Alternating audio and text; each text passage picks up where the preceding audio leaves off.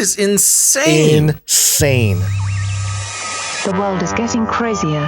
People are acting more and more insane. The end of the world is tomorrow. Tomorrow. There's only one thing to do when the world is falling apart. Listen to Basil and Gonz as they discuss this week's news and events through the lens of Bible prophecy. You are listening to Canary Cry News Talk. You're listening to Canary Cry News Talk. Today is January 15th, 2020. This is episode 287. And today, Billy Gates of Hell will not prevail. That's right. And I'm your best buddy, Basil. And this is Gonz. Welcome to the podcast where we praise Jesus while reporting the egregious with a well-rounded, biblically grounded take on world events. And we are here on a Friday. Happily Huzzah. Podcasting to hopefully not too laggy. No, so far so good, I think. And, oh no, I'm lagging a little bit, but that's okay. What was I going to say? Oh, it's Friday, and it's strangely fairly quiet news-wise since Wednesday's show. Nothing going on, but compared to what we had to sort of adjust to since January 6th and arguably since the election, pretty quiet overall, which I guess is kind of nice. It could take a little bit of a breather. Maybe. Quiet as in there's been no, overtaking of government buildings or obvious, explosions of propaganda. Yeah, although I'm getting messages from my military buddy that he basically has been told that they could be moving into different states and to prepare for the 20th. And so there's a lot of prep happening for the inauguration, which is that strange. In response to the fake protests that are going to be going on? That's what I'm saying. It's a lot of manpower. There were like pictures of soldiers scattered across the floor sleeping. Yeah. To Saw protect. some tanks. Tanks on some train tracks. I mean, I don't know what they plan to do, but it just seems like it's a big setup for a huge false flag is the feeling I get. And it's either going to be nothing or the biggest false flag in American history. Yeah, which at this point, it could easily be either. I know. There's been That's what false I'm saying. flags when we weren't expecting them coming out of nowhere, and then that we can all be expecting the biggest event ever, and then nothing happens. That's just kind of how 2021's been so far. Yeah. That's why we're here, Gonz, to keep everybody posted. Yeah, before we get into the episode, just want to remind everybody. Like, subscribe, bell button, all. Like, subscribe, bell button, all. Just lift that from Ivan on Tech over there because it just summarizes it so well and it gets stuck in your head. That's right. Like, subscribe, bell button, all. Okay. On YouTube anyway. If you're not on YouTube, yes. then do all that stuff too, to whatever Sure. platform you're on. And also leave reviews. Are you doing reviews today? Or reading reviews? Yes, we had a wonderful one. I can't wait to read. Cool. But yes, thank you. If you could please do that on YouTube. I know, people, whenever we say that, people are like, oh, you're just going to bow down to the algorithms. Yeah. I mean, it's the only way to get people to, it's the only way to get people to hear the show. So I don't know. It's a inconsequential, thing to ask people to do. So thank you very much. Okay. You want to get into it here? Yeah, let's do it. Whee!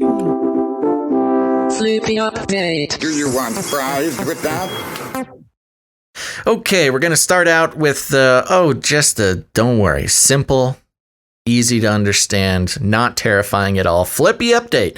And if you're new to the show, don't worry. Flippy is the colloquial name we have for the disembodied robot arms that are taking our jobs, enslaving our children, and flirting with our spouses. We use talking about Flippy as a way to explore how robots and AI are taking over the world, and there's nothing we can do about it. This story is coming from MSN.com. And originally from CNET, and it says here, robot shows empathy towards another robot in new study.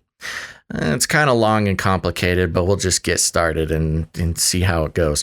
Robots can climb rough terrain, help humans maintain social distance protocols, and even dance like nobody's watching. Now, researchers have discovered they might show glimmers of empathy. Ooh.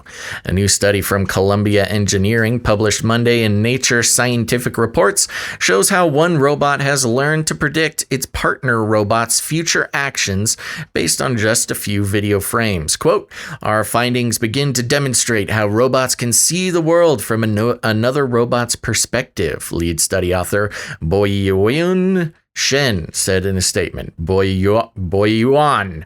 The researchers placed one robot in a playpen, roughly 3 by 2 feet in size. The researchers programmed the robot to find and move toward any green circle in its view. Sometimes the robot would see a green circle in its camera view and move directly toward it. Other times the green circle would be blocked from view by a tall red box. So the robot would move toward a different green circle or not move at all. Oh, there's a cat on my head. Oh my God. Jeez. Oh, he's getting daring. Oh yeah, by the way, I have an announcement. This is Monty the Fourth. All right. Has just joined the family here. Wow, what a special way to meet the public here at Monty the Fourth. Okay, back to the robots. Uh-oh, he's on the keyboard. Uh-oh, chaos. Okay. After observing the other robot move around for 2 hours. I'm sorry, now the cat's tail is in the way. Move. Mooning the camera. Yes, sorry everybody. After observing the other robot move around for 2 hours, the observing robot could anticipate the other robot's path. The observing robot was eventually able to predict the other robot's path 98 out of 100 times in varying conditions. Quote, "The ability of the observer to put itself in its partner's shoes, so to speak, and understand without being guided whether its partner could or could not see the green circle from its vantage point is perhaps a primitive form of empathy," Shen said. And I gotta say, Gons, I do agree with one thing. That might be the most primitive form of empathy I have ever heard of. And the article goes on, and it's just kind of technical, uninteresting stuff. But there you go. So watch out, folks. Treat your robots well, and they will treat you well. I think this is a little bit of a leap, but if indeed the robots are, gaining robotic feelings and empathy towards other robots, not only do you got to treat your robots well, you got to treat your robots well in front of other robots. You can't let other robots see you be mean to Siri. Yeah, seems like nobody in the chat cares about the Flippy story. They care more about Monty the Fourth. Yes, Monty the Fourth. He made quite the entrance there. Stole the show. But none of us should care about the Flippy update and only care about cats. So I agree. But also this little diagram here on the story has the observer, the actor, the obstacle, and then the food.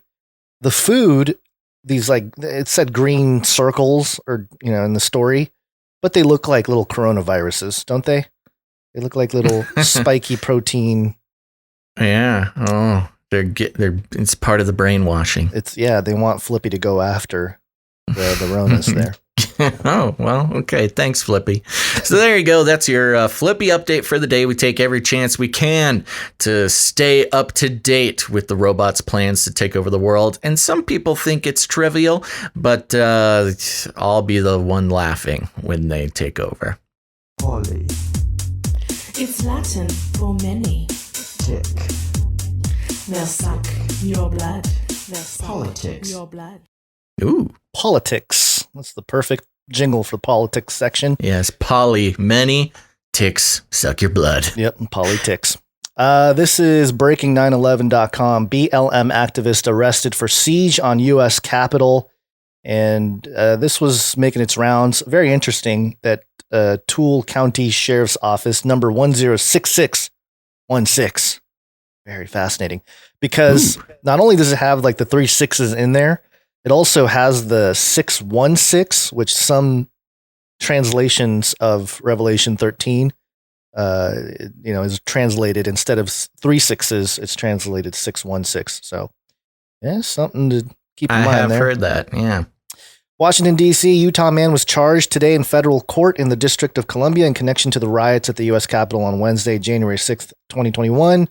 John Earl Sullivan, a Black Lives Matter activist and anti-Trumper, was charged by complaint with one count of knowingly entering or remaining in any restricted building or grounds with lawful authority or without lawful authority, one count of violent entry and disorderly conduct on Capitol grounds, and one count of interfering with law enforcement engaged in lawful performance of their official duties incident to and during the commission of civil disorder. He was arrested today in Utah. There's a lot of stuff out there. People were calling this out beforehand, but I mean, it's just, I guess, confirmation of the idea that the people that stormed the Capitol were not necessarily your mainline Trump supporter. Yeah. And he wasn't the only one. There's a couple others that were arrested too. There's been a lot of breakdowns of a lot of those main guys that show up in a lot of the videos, which is interesting because, of course, if you're going there to incite things, which means things will be starting around you, you're going to have a lot of camera attention, whether planned or unplanned, and your face is going to show up. I saw this one where they're trying to connect this guy with a known. He attended Black Lives Matter protests, whether he's BLM or Antifa proper or just some, the ideological guy showing up. You're talking about a different guy, not this guy that we're talking different about. Different guy. The guy with the beard? The guy with the beard, yeah, right. Yeah. Yeah. And it was interesting because once I think it was a live streaming person came up, they were inside the Capitol building and they were like, oh, hey, what's going on? Tell me the narrative. What's going on? And he basically sloughs him off, realizing there's a camera in his face and says, well, go find out for yourself, and puts on his gas mask real quick. Which, like, dude, you're on so many cameras. Why are you? I think the same guy was recorded outside telling a media personnel, do you want the story of your life? Mm-hmm. And grabbing him, bringing him towards the chaos. So, yeah, I mean, the thesis is that these were Asian provocateurs, and the evidence seems to suggest that even at low levels, doesn't have to be this grand conspiracy. It could just be a whole bunch of Trump haters that are like, oh, we're going to make the Trumpers look bad. And, and that's part of the disinfo. And we might need to just review at least the operative words disinfo and misinfo that we use on this show. Misinfo is more like incorrect information. Right. Disinfo is purposefully planted information. Yes. So, and that's interesting to watch on the news or different outlets. They'll talk about misinfo and disinfo, and a lot of people don't really think about the difference between those two things. So in this case, he seemed like a disinfo agent, and part of the disinfo when it comes to Antifa or even with white supremacists, they're talked about in the mainstream media as if they were some sort of organized Illuminati type centralized controlled group, when in reality it's more ideologically driven, where there's an ideology behind everything, but there's not like centralized leadership.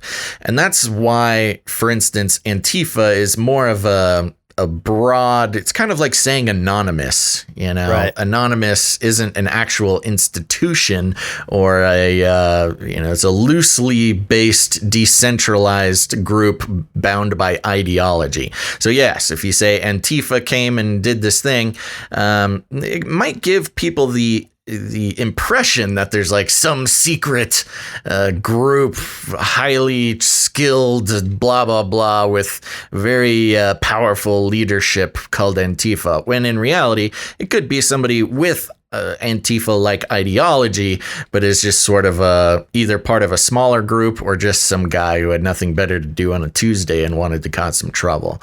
Now, that might be sort of unimportant on a practical level.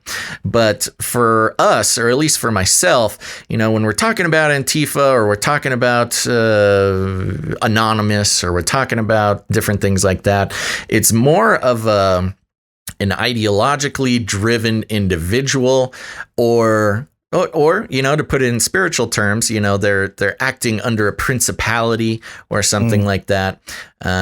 So you'll have a hard time going and finding Antifa LLC, but sure, it lives on in a decentralized form. So you're saying this is a decentralized evil spirit? Demonic power!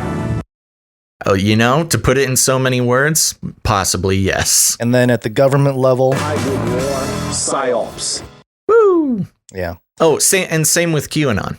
Yeah, and we'll get to I would QAnon put in a moment. QAnon in that same thing. There's no centralized QAnon command center, but it's an ideology that spreads. And well, some people would argue with you on that point. Well, they would argue with the Antifa thing too. I know, but that's just my view, and I think it's a pretty good one. Yeah, I think it explains a lot of the inconsistencies that tend to mix up, current events. Sure. Yeah. So I wanted to bring this story as well, which was this was actually Time magazine, time.com, and they posted this article that was titled "White American Christianity Needs to Be Honest About Its History of White Supremacy," written by Carrie Wallace. I'm not going to actually read the article because you kind of get the idea of what they're trying to do here. But I actually responded with a couple screenshots here from a book that it's been very fascinating to go through this book. It's called Two Masters and Two Gospels, The Teaching of Jesus versus the Leaven of the Pharisees in Talk Radio and Cable News, written by our friend, Dr. Future, Mike Bennett. Hey, Doc Future. And I just responded that because it goes after the white supremacist Christian history of America and all this. But it's interesting because Dr. Future in his book says this quote, if I can get my little thing open here, regarding the use of psychological warfare on civilians by the government with the use of religion in 1951, Truman set up the Psychological Strategy Board, PSB, comprising the CIA, Department of State and Defense, and others, and studied, quote, the potential role of religion in psychological warfare. Their first report stated that, quote, the potentialities of religion as an instrument for combating communism are universally tremendous. Religion is an established force which calls forth men's strongest emotions. Our overall objective in seeking the use of religion as a Cold War instrumentality should be the furtherance of world spiritual health. So again, we've mentioned this before, but just wanted to show the documentation here of the deliberate weaponization of white Christians in America, which was instigated in 1951 with the Psychological Strategy Board. But not only that, this is Time Magazine, right? Time Magazine doing this. In a couple paragraphs later in the book, it says this, quote, a similar organization called the Crusade for Freedom was founded in 1950 involving U.S. senators, publishers like Time founder Henry Luce. So here we have Time Magazine calling out white American Christianity needs to be honest with the white supremacy. But then in Dr. Future's book, it calls out that there are organizations weaponized, part of the weaponization of white America, white Christians, with Time, the founder of Time, being part of that propaganda machinery. So yeah, just calling them out on the floor. Of course, nobody cares because it's just like information that doesn't get people, I don't know, social points or whatever. But just very interesting when you start looking at the history. I know people get really riled up in the evangelical stuff, and even if you're objectively looking at the spiritual kind of religious persona of the Trump presidency, a lot of the people that were by President Trump's side were dominionists, You know, like people that you're kind of a little iffy on their theology, but they're up there, they're invoking God and all this. So it's just very interesting and very important, I think, to keep in mind that most of politicized anything is a psyop, Right. including, obviously, Time Magazine here trying to blame white American Christianity for white supremacy. And it just continues on and on and on. This has been ongoing, but now they have a great, what do you call it? I don't know, a pedestal, a soapbox to stand on with what happened on January 6th with the raiding of the Capitol building and all this kind of stuff. And I feel like this type of article is also setting up for that false flag on Inauguration Day across the country. Right? Because all 50 states, beware. Yeah.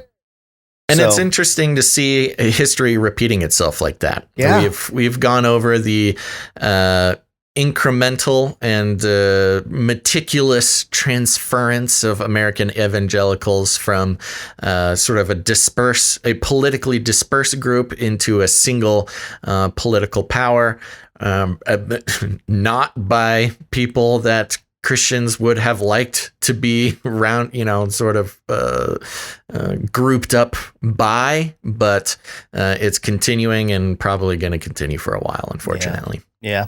And the psyop continues here. We put this under politics because it's all political. Cue the miserable, cue the desperate. What must I do to convince you people? There he is. This is, I don't know what this, SwissPolicyResearch.org. Yeah. And the headline is, QAnon may have been an FBI psyop.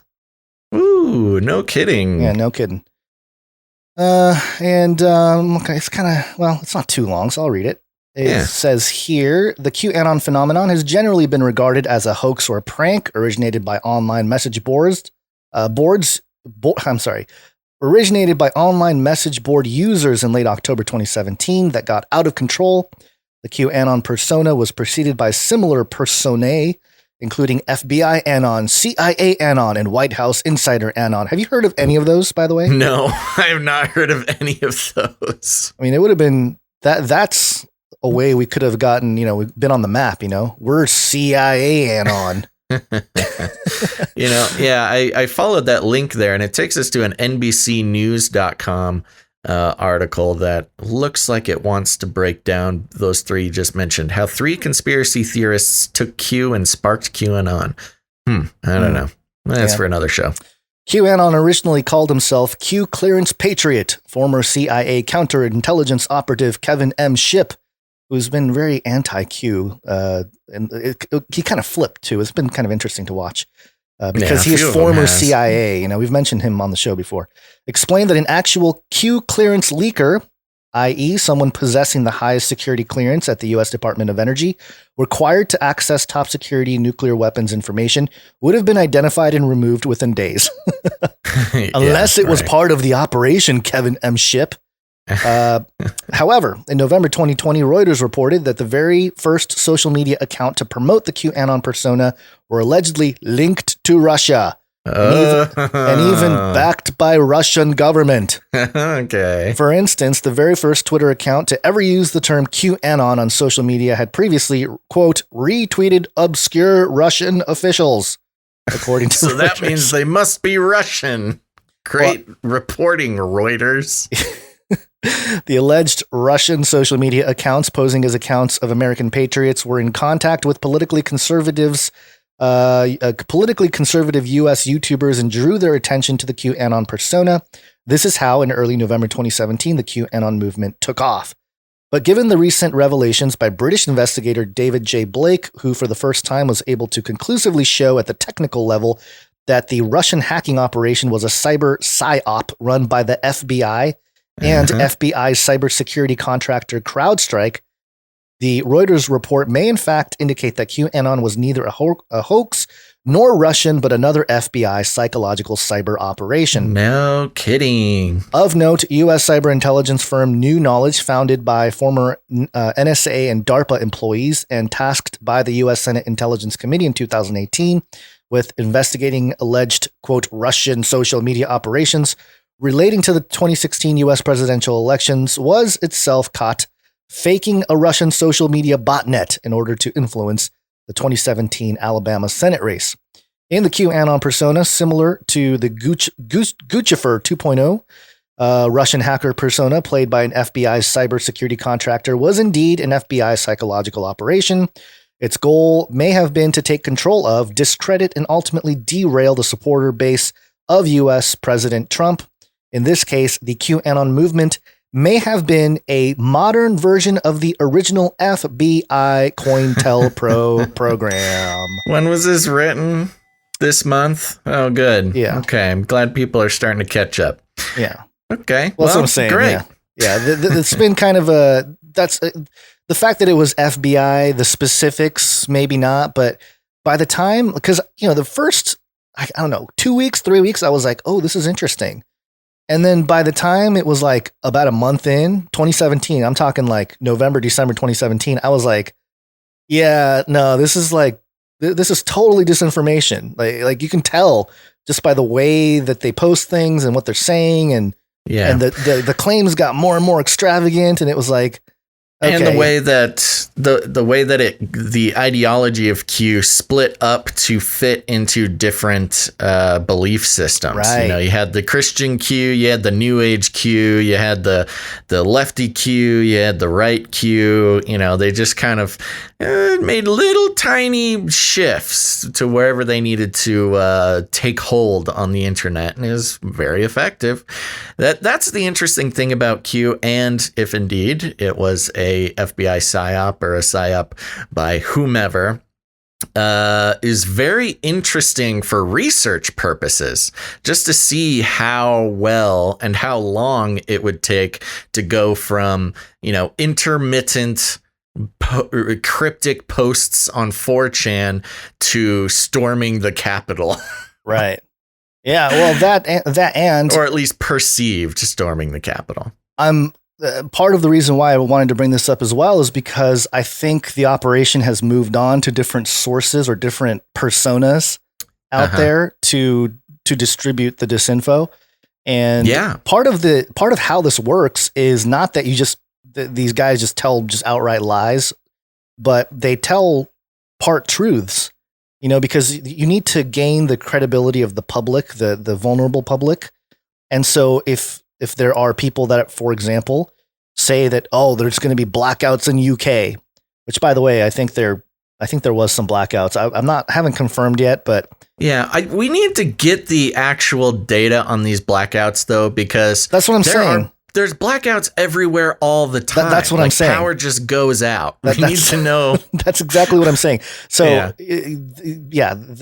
by having something like it take place after a prediction or my source told me, they gain credibility for the vulnerable, and then everything that they say after that is believed, when in reality it's almost like luring them in. It's exactly like a mouse trap or any kind of trap. It's like, there's food there, it's tasty looking, it smells wonderful, but it's that 1% of poison that's going to get you. So it's right. Just got to be diligent and vigilant and not get sucked in too much to this type of thing. And I get it.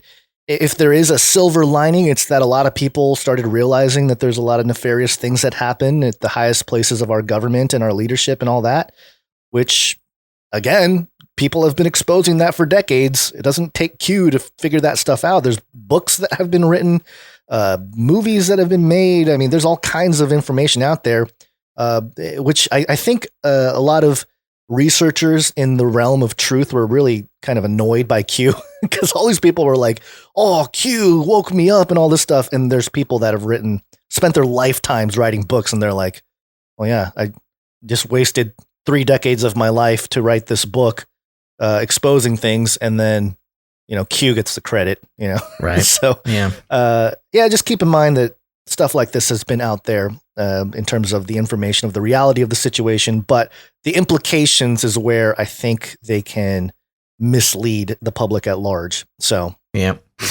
There you go. Yep. And it's been interesting to watch the live audience, over the past couple months, the shift from whenever we said anything negative about Q, we had quite a few people fighting us pretty hard in the chat, and not so much anymore. So, yeah. All right, here's a little politics update coming from TechCrunch.com. Facial recognition reveals political party in troubling new research. What? Researchers have created a machine learning system that they claim can determine a person's political party. Yikes. With reasonable accuracy based only on their face. The implications of this are just out of this world. How does that even work? Well, let's keep going. The study from a group that also showed that sexual preference, I was going to refer to this one, but they mention it here. The study from a group that also showed that sexual preference can seemingly be inferred this way, candidly addresses and carefully avoids the pitfalls of modern phrenology. I believe phrenology was what was it? It was like you could read everything about somebody based on the divots in their skull or something weird. Like you would, anyways, leading to the uncomfortable conclusion that our appearance may express more personal information than we think. The study, which appeared this week in the Nature Journal Scientific Reports, was conducted by Stanford University's Michael Kaczynski. Kaczynski made headlines in 2017 with work that found a person's sexual preference could be predicted from facial data. The study drew criticism not so much for its method, but for the very idea that something that's notionally non-physical could be detected this way, but Kaczynski's work, as he explained then and afterwards, was done specifically to challenge those assumptions and was as surprising and disturbing to him as it was to others. The idea was not to build a kind of AI gaydar, quite the opposite. In fact, as the team wrote at the time, it was necessary to publish in order to warn others that such a thing may be built by people whose interests went beyond the academic. And then they have a quote there, but we'll keep moving. Similar warnings may be sounded here for a while politicians. Well, hold on.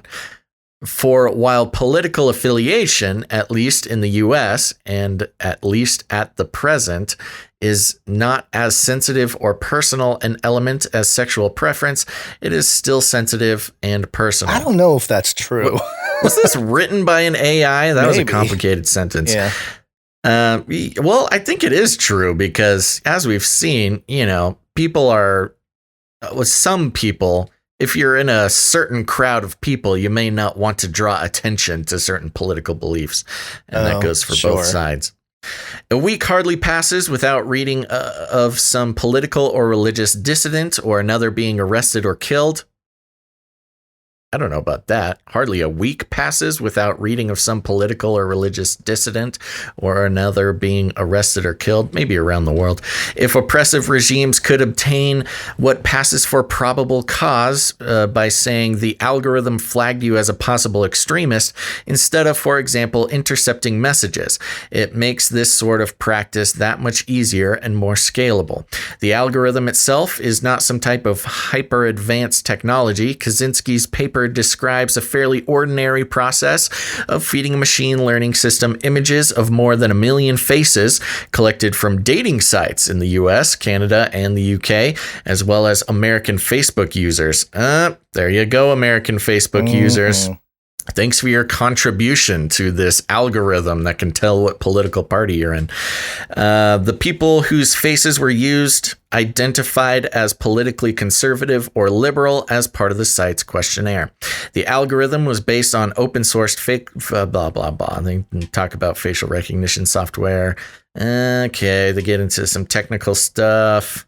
Did you have anything highlighted you wanted to jump to in this one? Of course, it's not as simple as, quote, conservatives have bushier eyebrows or liberals frown more, nor does it come down to demographics, which would make things too easy and simple. After all, if political party identification correlates with both age and skin color, that makes for a simple prediction algorithm right there. But although the software mechanism used by Kaczynski are quite standard, he was careful to cover his bases in order that this study, like the last one, can't be dismissed as pseudoscience.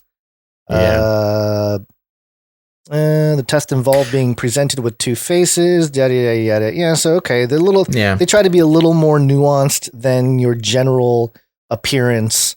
But, I don't know. This type of thing is extremely dangerous regardless. Well, right. You think about even just airports. Heathrow Airport is, at least last I looked at the data, was like the most facially recognized, equipped place on the planet. You're walking through Heathrow. I forget what the number was, but your facial recognition gets read like 100 times or something, walking to the bathroom to your gate or something crazy. And considering the no-fly lists and the Trump supporters and stuff being banned from airlines, getting kicked off planes, that would be an interesting immediate use case for this, where you're just walking through the airport and you get corralled into a little side room, and they're like, well, our facial recognition technology has recognized that you have conservative political views. Can we ask you a few questions? The article continues later on. If you're wondering which facial features in particular are revealing, unfortunately, the system is unable to report that. And this is funny. They're saying it without saying it, that the black box aspect of these artificial intelligence programs. Right. When they say, unfortunately, the system is unable to report that, they literally mean they have no idea. Because a lot of times with these machine learning programs and artificial intelligence, the robot is doing things that it cannot explain to human beings. Moving on, in a short Paris study, Kaczynski isolated a couple dozen facial features, facial hair, directness of gaze, various emotions, and tested whether those were good predictors of politics, but none led to more than a small increase in accuracy over chance or human expertise. Quote, head orientation and emotional expression stood out. Liberals tended to face the camera more directly, were more likely to express surprise and less likely to express disgust, Kaczynski wrote in author's notes for the paper. But what they added left more than 10 percentage points of accuracy not accounted for. Quote, that indicates that facial recognition algorithm found many other features revealing political orientation. This is interesting. I kind of want to know what my face would read as. Yeah, especially since neither one of us have like a hard. Well, I mean, yeah, we at least me, I tend to lean on one side, but I'm not registered with either party, Yeah. So It'd be interesting to say, are we going to break the algo? Explode the machine? Maybe you are the unrecognizables. You do not exist. That'll be our that'll be our political party. Yeah, which by the way, I think I read somewhere, and I don't know how accurate this is, but they're saying that they're going to have a new political party by 2030 in the United States that's going to, really decimate the Republican and Democrat divide. They've been saying that for a while, but with all the turmoil. Where did you hear this? I don't remember. I need to find the source of it. I didn't have time today to dig it up, but something maybe we'll talk about in the next episode. Okay. Yeah. And then we have this Dominion thing. I'm not too stoked about the source, but you wanted to read it, so AmericanThinker.com.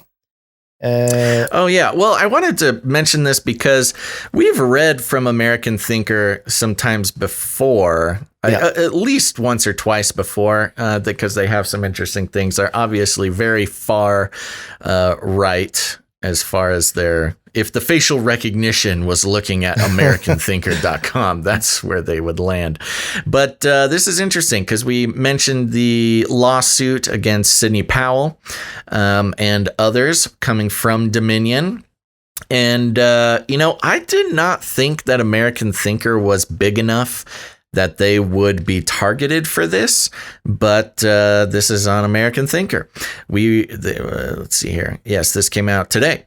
We received a lengthy letter from Dominion's defamation lawyers explaining why they believe that their client has been the victim of defamatory statements. Having considered the full import of the letter, we have agreed to their request. They have agreed to their request that we publish the following statement. American thinker and contributors Andrea Widberg, R.D. Wedge, Brian Tomlinson, and Peggy Ryan have published pieces on AmericanThinker.com that falsely accuse U.S. Dominion Inc., Dominion Voting Systems, Inc., and Dominion Voting Systems Corporation, collectively Dominion, of conspiring to steal the November 2020 election from Donald Trump. These pieces rely on discredited sources who have peddled debunked theories about Dominion's supposed ties to Venezuela, fraud on Dominion's machines that resulted in massive vote switching or weighted votes, and other claims falsely stating that there is credible evidence that Dominion acted fraudulently. These statements are completely false and have no basis in fact. Industry experts and public officials alike have confirmed that Dominion conducted itself appropriately and that there is simply no evidence to support these claims. It was wrong for us to publish these false statements. We apologize to Dominion for all of the harm this caused them and their employees. I'm curious what the harm to Dominion and the employees was. I haven't seen anything about that.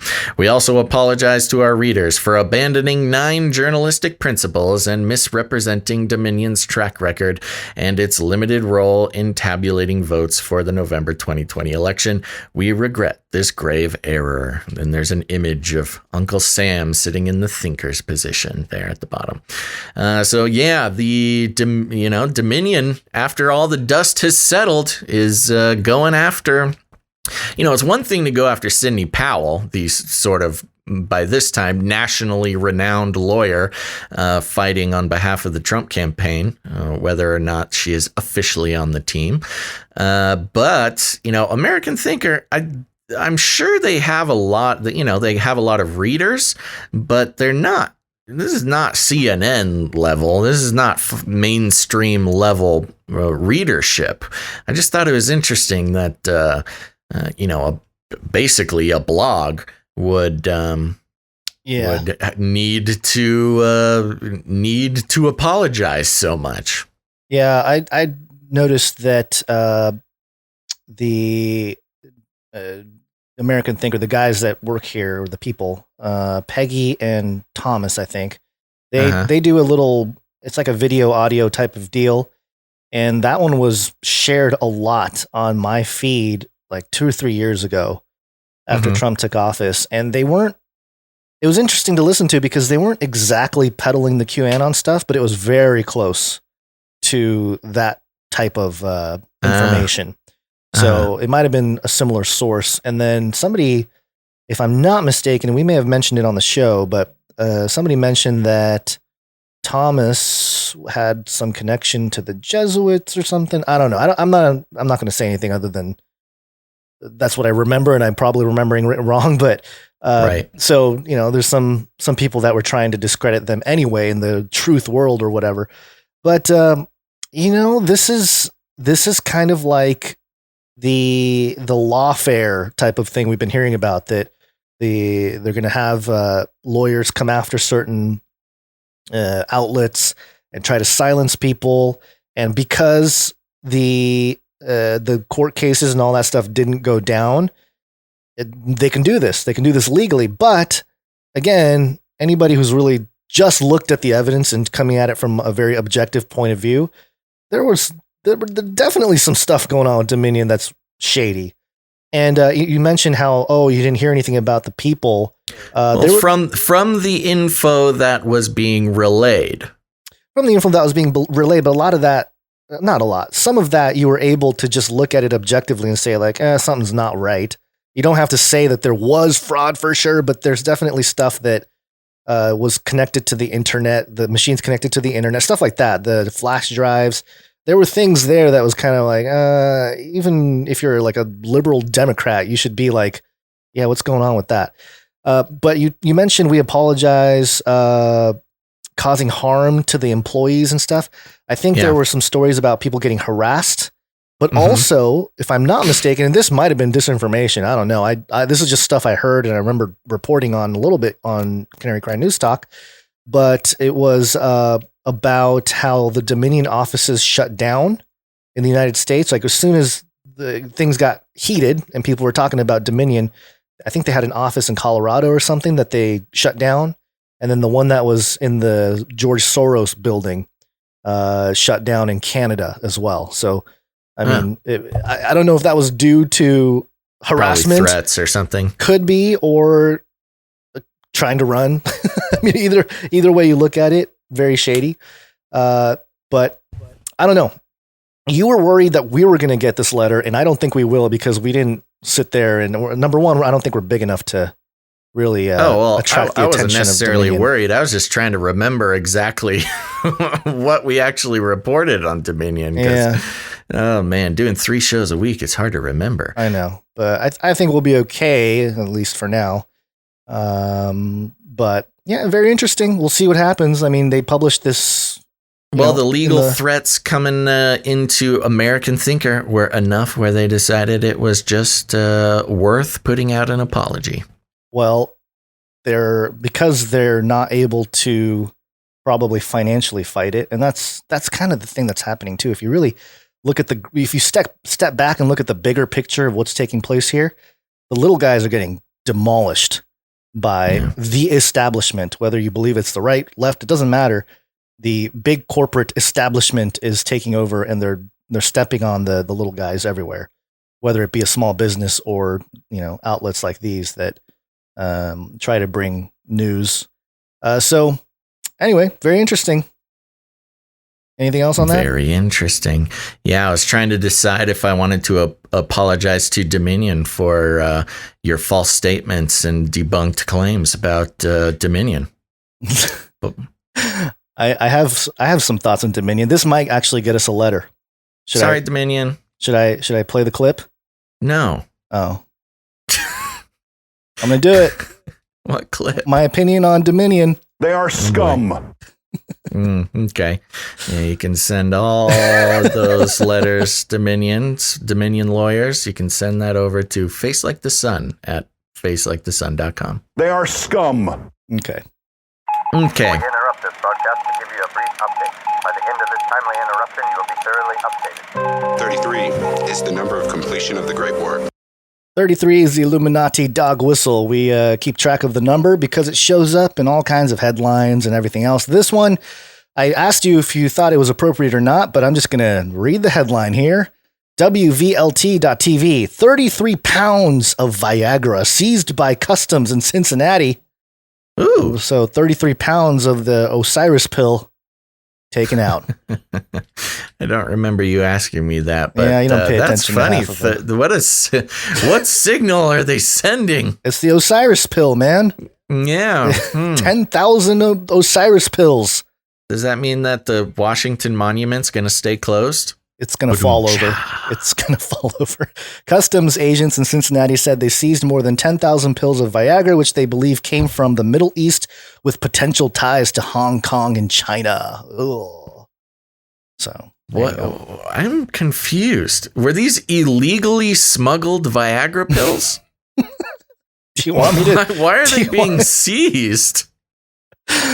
According to the Cincinnati Customs and Border Protections, officers seized 33.5 pounds of Viagra in 2 shipments. The agent said, if genuine, the pills would have an estimated manufacturer's retail price of $238,000. Ooh. Wow, that's expensive pills. Let's see. The bottle label stated they were made in the U.S., but officials said the claims are suspect as they were imported from the Middle East. I guess they're just trying to trace it, and it didn't come from I don't know, some supply chain stuff that didn't match up or something. I don't know. That's interesting. Hey, Guns. Yeah. Talk about getting blue pilled. Oh my God. Okay, moving on. Yeah. All right. Okay. There's more of where that came from. This story is somebody shared it with us. Thank you for the person who shared it. And the message said, "You guys made it," which I didn't quite fully grasp. Maybe it's because a bird is getting illegaled. APnews.com, fake U.S. leg band gets pigeon a reprieve in Australia. This was the weirdest story, and it was top trending on Twitter. Yeah, a pigeon that Australia declared a biosecurity risk has received a reprieve after U.S. bird organization declared its identifying leg band was fake. The band suggested the bird found in Melbourne, in a Melbourne backyard on December 26th was a racing pigeon that left the U.S. state of Oregon 13,000 kilometers, it's about 8,000 miles away, 2 months earlier. On that basis, Australian authorities on Thursday said they considered the bird a disease risk and planned to kill it. They don't say Rona, but it's probably Rona. On the basis, Australian authorities on Thursday said they considered the bird a disease risk, plan to kill it, but Dion Roberts, sport development manager for the Oklahoma-based American Racing Pigeon Union, I didn't even know such thing existed, said on Friday the band was fake. The band number belongs to a blue bar pigeon in the United States, which is not the bird pictured in Australia, she said. Quote, the bird banned in Australia is counterfeit and not traceable, Roberts said. They do not need to kill him. Australia's Agriculture Department, which is responsible for biosecurity, agreed that the pigeon dubbed Joe, after U.S. President Joe Biden, because it had very hairy legs, was wearing a fraudulent copy leg band. Oh. Why? Who is putting a fraudulent leg band on this pigeon? I don't know. Probably Joe Biden. This asks more questions than it answers. This is the strangest story. Quote, following an investigation, they're investigating this. This is where all of our tax dollars and resources are good. going. See, this is what happens when we this is what I was saying when it was a slow news couple days since Wednesday. The top trending Twitter thing went from Trump incites coup at the Capitol to pigeon with wrong leg band found in Australia. The department has concluded that Joe the pigeon is highly likely to be Australian and does not present a biosecurity risk. The department said it will take no further action. So, yeah, maybe this is coding. Maybe because you know what we never did. I never did watch was the movie Songbird. I meant to watch that and talk about it on the show. But I know part of that film was, you got a little yellow bracelet to say if you were immune to COVID-23 or whatever, that lets you go anywhere. And we've talked about, people counterfeiting quarantine documents or vaccine documents. Maybe this is a signal. It's an American bird in Australia with a faked quarantine bracelet. But it was actually an Australian bird pretending to be an American bird. Maybe he just wanted some cred, like Joe, The just wanted thickens. Fake cred. Although if birds aren't real, then maybe the I don't know. I was going to use the expression cat became too close to coming out of the bag or something. I don't know. People were starting to figure out birds aren't real. So they're like, oh, let's just call it a fake American. What are they hiding? I don't know. What are these birds hiding? I don't know. All right. Well, our thoughts and prayers go out to Joe the pigeon. I think he's Live safe. your life, Joe. I think he's safe. CRISPR. Cas9. Laboratory-equipment.com. Oh, I know. Detecting. How straightforward. I know. Detecting CRISPR-Cas9 gene doping in athletes. In the past 10 years. Gene doping. Oh, yeah. The past 10 years have illustrated the potential of the CRISPR-Cas9 gene editing system, but also the challenges that accompany such a powerful technique. When discussing the use of CRISPR-Cas9 in humans, quote, designer babies is often the first negative brought up, and rightfully so. Germline editing of human DNA using CRISPR-Cas9 could allow persons to manipulate babies by changing their eye color or hair color, for example. That example being the most tame of examples of genetic tampering. Now, German researchers have extrapolated the situation further. What if athletes are tempted to use CRISPR to change their DNA for the better? Quote, the possibility of misuse in sports cannot be ignored, Mario Thieves, a professor for preventative doping research at the German Sport University Cologne, told Laboratory Equipment, quote, such monitoring necessitates adequate testing approaches, and while assays for detecting gene therapy strategies rely on gene transfer and RNA interference have been under development and available for some years, focusing on CRISPR-Cas9 in the context of anti-doping was still to be addressed. And this guy took the first steps to creating a test to detect the Cas9 itself in people to make sure that they're not CRISPR-Cas9 enhanced.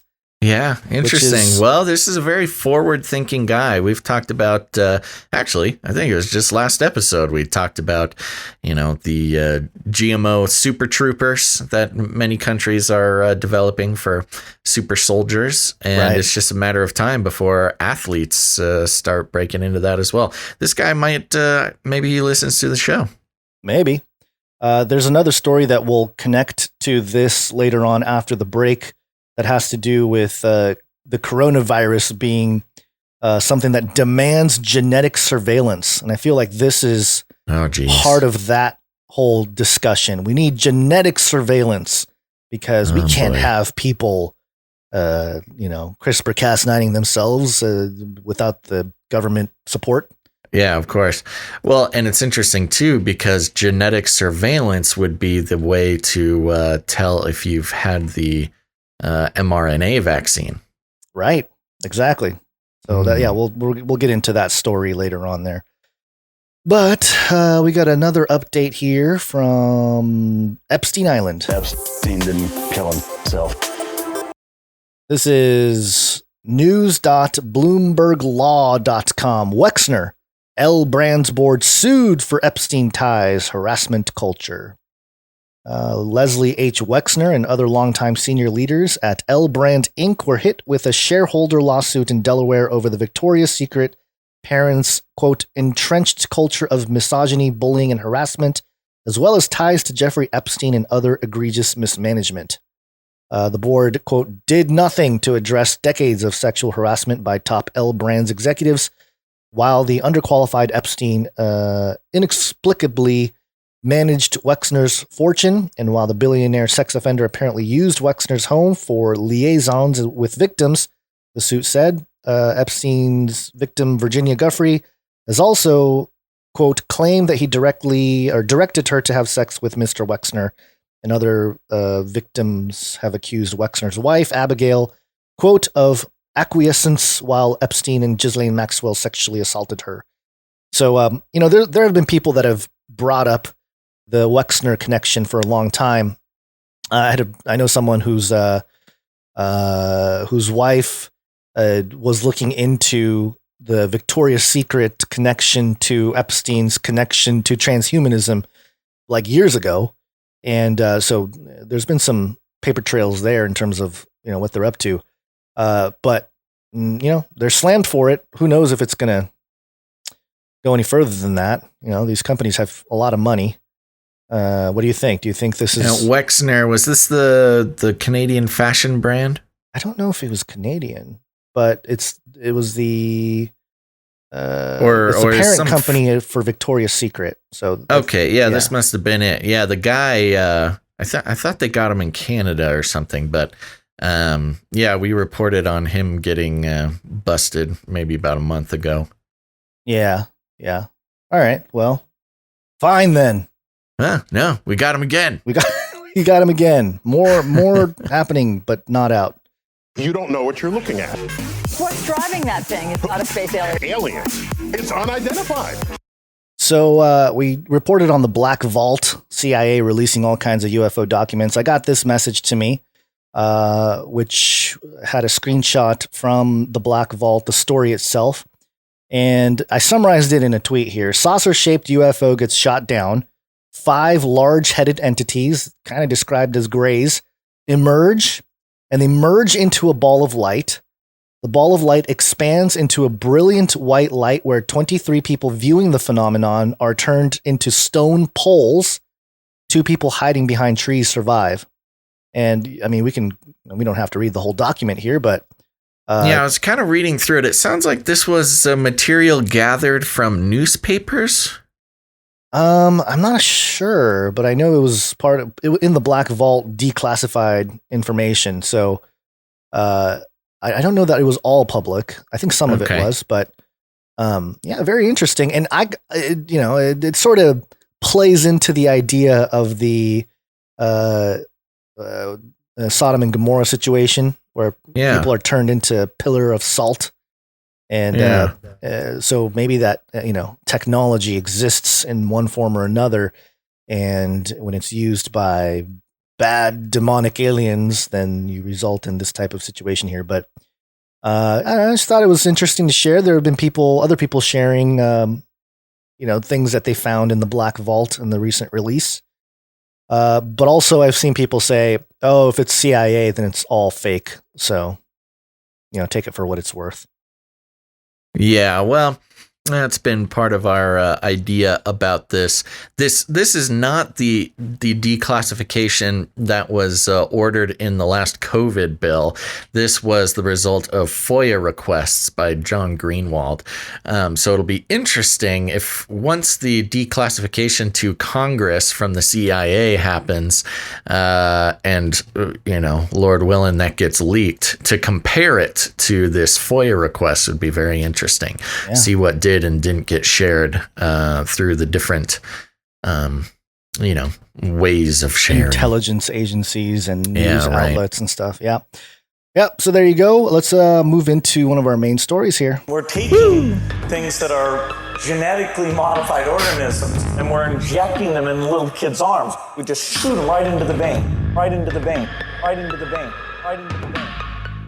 Okay, to start off with our Bill Gates tribute. What was that one? I'm hungry. Okay, food update. This is coming from news18.com. Microsoft founder Bill Gates revealed as the biggest farmland owner in the United States. Oh, perfect. Just perfect.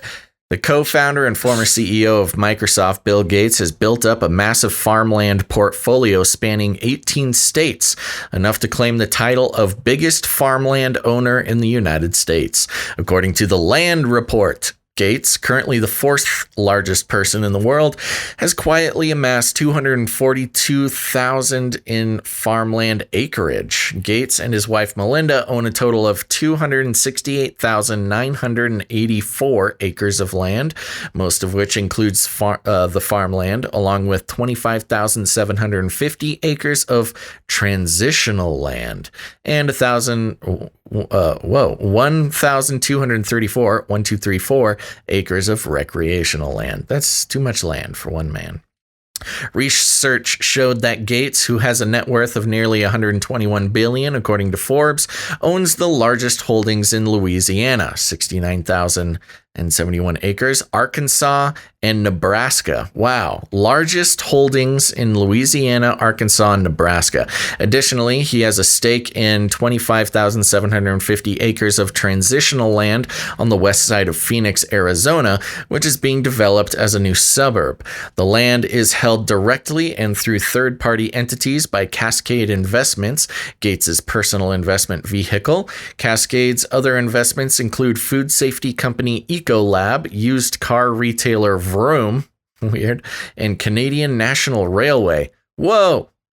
While it may be surprising that a tech billionaire is the largest farmland owner in the U.S., this is not Gates's only foray into agriculture. In 2008, the Bill and Melinda Gates Foundation announced $306 million in grants to promote high-yield sustainable agriculture among smallholder farmers in sub-Saharan Africa and South Asia. With 242,000 acres of farmland, the Gates family is now ahead of the rest of the top farmland owners in the country. The next largest farmland owner are the Offutt family with 190,000 acres and Stuart and Linda Resnick with 190,000 acres. The Offutt family operates a potato farm based in Fargo, North Dakota, as well as owning RDO equipment, according to agriculture.com. Stuart and Linda, okay, well, we don't care about them.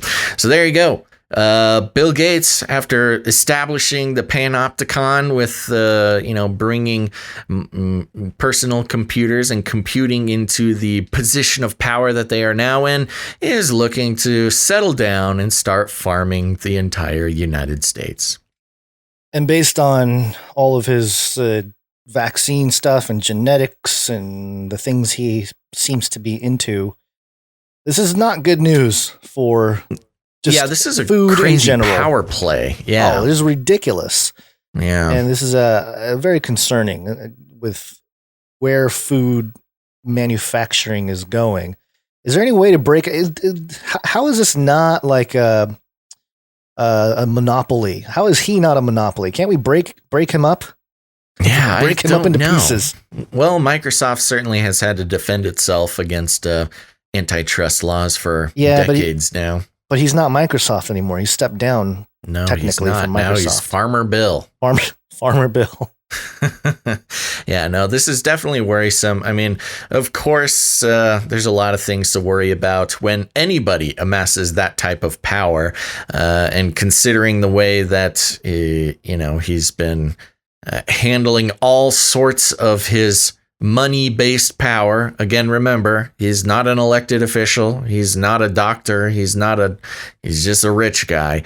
For him to be owning the most farmland in America is pretty concerning, especially when it comes to, his propensity to bend the laws of nature in order to, quote, in his words, would be to, for the betterment of humanity. But lots of people are pretty skeptical of the way he's going about that. Well, and also you got to mention the theme earlier, right? Of people, the very few, the elite taking over things of the common folk.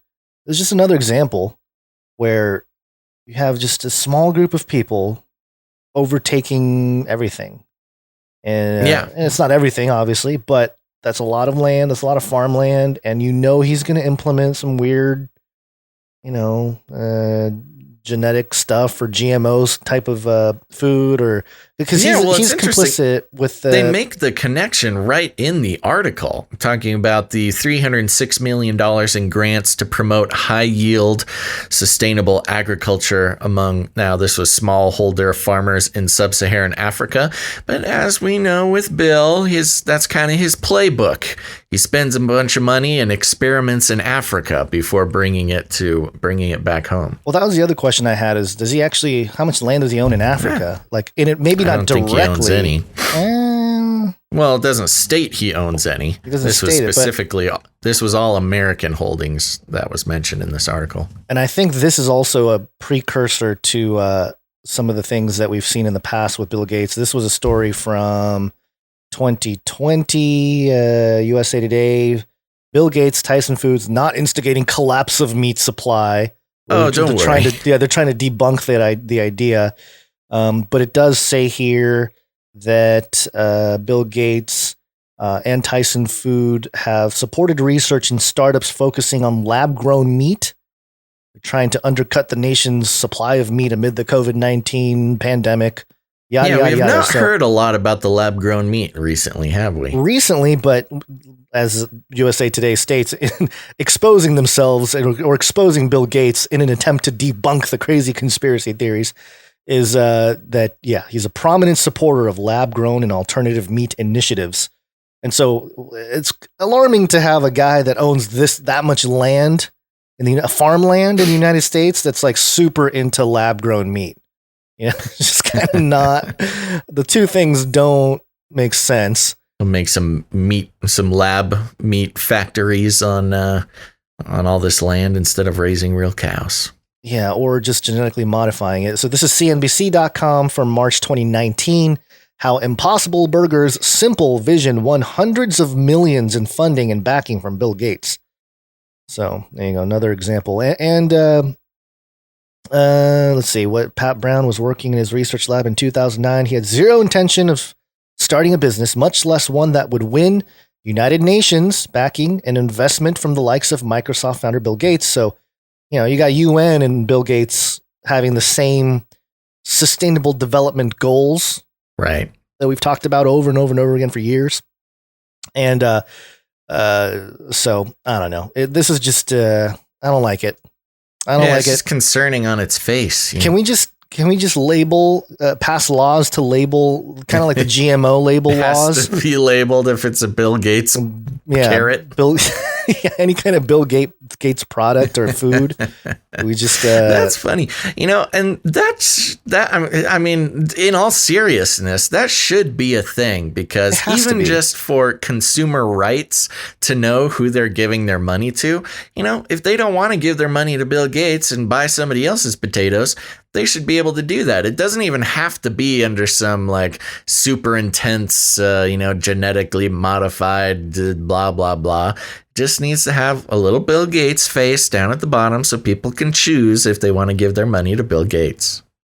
Yeah, that's your ideal capitalism showing through there. I don't think it's going to happen. It seems like it should be easier than trying, because they're trying to label all these things very intense, and then it gets into a debate. Is GMO actually healthy or unhealthy? Should we label? What about organic? Should it be organic labeled? Should it not? Because the health of our children. No. This is capitalism. Make it easy. Do I want to give my money to this guy or not? That's all I want to know. Right. Well, Bill Gates is not only taking over land, but he also wants to take over the air. Oh, no. This is theguardian.com. Bill Gates joins Blackstone in bid to buy British private jet services firm. Gates' Cascade Investment Fund teams up with U.S. private equity firm on offer for Signature Aviation. Bill Gates has joined a £3 billion bidding war to buy the world's largest private jet services company, just as he prepares to publish his new book, How to Avoid a Climate Disaster. Oh, great. That is hilarious. You just buy everything and inject it with GMOs. No, Bill, this is hilarious. He's buying the largest private jet services company while pushing climate change problems. I know. This is like, when Leonardo DiCaprio took a private jet across the Atlantic to go speak at the climate accords or whatever. Right. And I forget the numbers, but it's something like flying a jet. And he was like the only person on it. It's one thing to take economy and fly a jet with, 500 other people, but to be the only guy in a jet to go speak about climate change is hilarious. Maybe he'll use this, I would say if we had him here on the line, you'd probably be like, well, I wanted to buy this big jet company to clean it up. Right. So I can experiment with this new jet fuel that's made out of farmland. Just farmland. It's powered by farmland. He just wants to buy all this farmland, melt it down, not farm on it, just turn it into jet fuel to fix climate change. What's the problem? It says here, according to a study by academics at Lund University, Gates is one of the world's biggest, quote, super emitters due to his regular private jet travel. He took 59 flights in 1 year, traveling more than 200,000 miles, according to the report, which estimated that Gates's private jet travel emitted about 1,600 tons of carbon dioxide. That compares with the global average of less than 5 tons per person. Researchers have found that private jets emit up to 40 times as much carbon dioxide per passenger than commercial jets. Gates, who says in the foreword to his forthcoming book that he has spent a decade investigating the causes and effects of climate change, did not respond to requests for comment about his views on the carbon footprint of private jets. The billionaire has previously said that owning private planes was his guilty pleasure. In a Reddit Ask Me Anything in 2014, Gates said, owning a plane is a guilty pleasure. Warren Buffett called his the indefensible. I do get to a lot of places for foundation work. I wouldn't be able to go to it without it. I wouldn't be able to get there without a private plane. Jeez. That's funny. Maybe Get out of here. Maybe he's going to turn them all into chemtrail mobiles. They are scum. This article was amended on January or blah, blah, blah. Yeah. So anyway, Bill Gates, he's all twisted up, man. He's a tortured man. If he's a man at all. I know, Build Back Better. This is like the definition of demonic power. Yeah. Bill Gates. Got him. Yeah. Okay, well, should we take a quick little break? Quick break. It's break time. Come on, take a break. Okie dokie, folks. We're just going to take a quick little break, but don't go anywhere because after the break, we've got some Wackchine pandemic special news we got to get to. A few little updates there you may have missed in all of the political upheaval. And then, of course, some Beast System and China updates as well. So stick around. But before we get to that, we are going to take a quick break and thank some of our producers. That's right. I said producers because we are on the value for value model. If you haven't heard of it, actually, the value for value model is starting to spread even further. We switched over to the value for value model after being convinced by Adam Curry and John C. Dvorak over at the No Agenda show there. And as they played on their show, it sounds like some big tech people are starting to kind of observe the value for value model. So I don't know if that's a good thing or a bad thing, but we hopped on board early. And why? Because we don't want to take any money from corporations.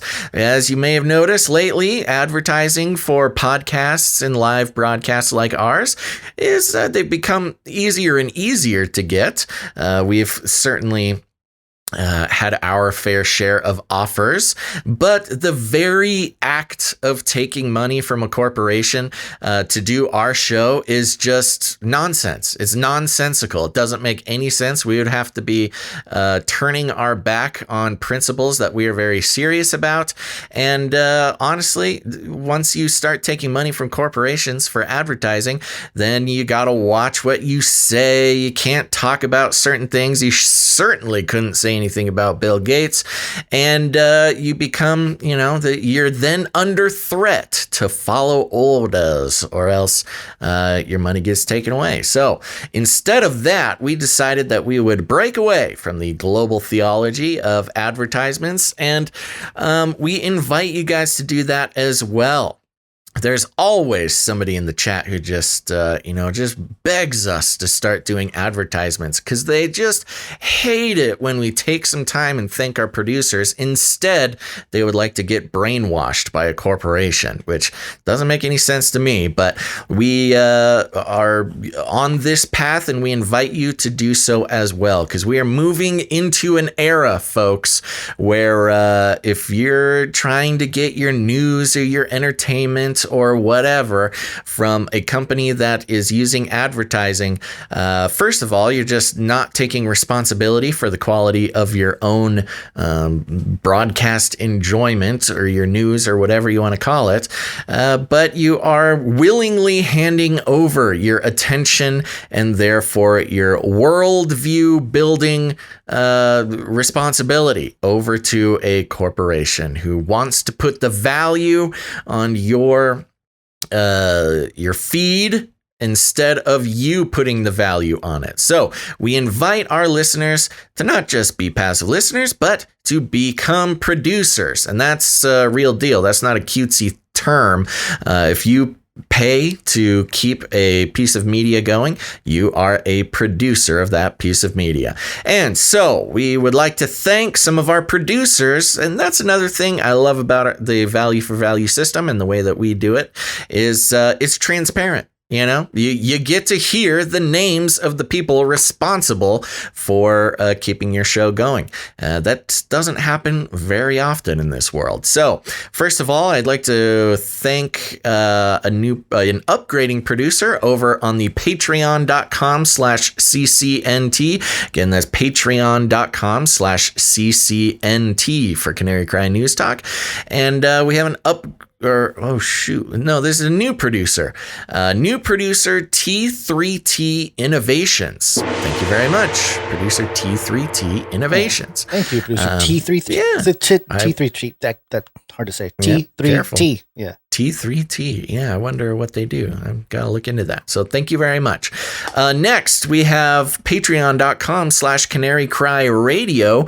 And if you haven't done it yet, you should check out Canary Cry Radio. That's our interview style show we've been doing since 2012. We've got 4 episodes that we've done live and are waiting to put out on the podcast feed, but you can find them over on the YouTube channel. And it's just a good way to lay a good foundation for your Canary Cry material. And we had an upgrading producer named Producer Baya. Producer Baya. Thank you very much, Producer Baya. And thank you for your upgrade, your increased faith in what we do. Okay, and that's the Patreon. Now, here's the thing. A lot of people don't like Patreon. That's okay. We understand. That's why we have canarycryradio.com/support. canarycryradio.com/support. That's right. canarycryradio.com/support is a great place to learn more about the value for value model. And you can also become a producer there. You can become a monthly producership if you want to commit to helping laying down a firm foundation for the show. Or if commitment is not your thing, you can go ahead and make a one-time producership in any amount. There's also cryptocurrency and all sorts of fun stuff. Make sure to check out canarycryradio.com/support.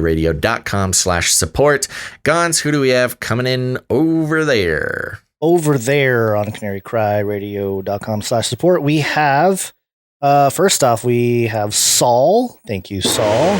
Thank you very much, Producer Saul. Very consistent and just little amounts over and over. Yeah, this is good. Thank you for that. Yeah. We also have producer Volodymyr. Oh, Vladimir, our Russian KGB handler.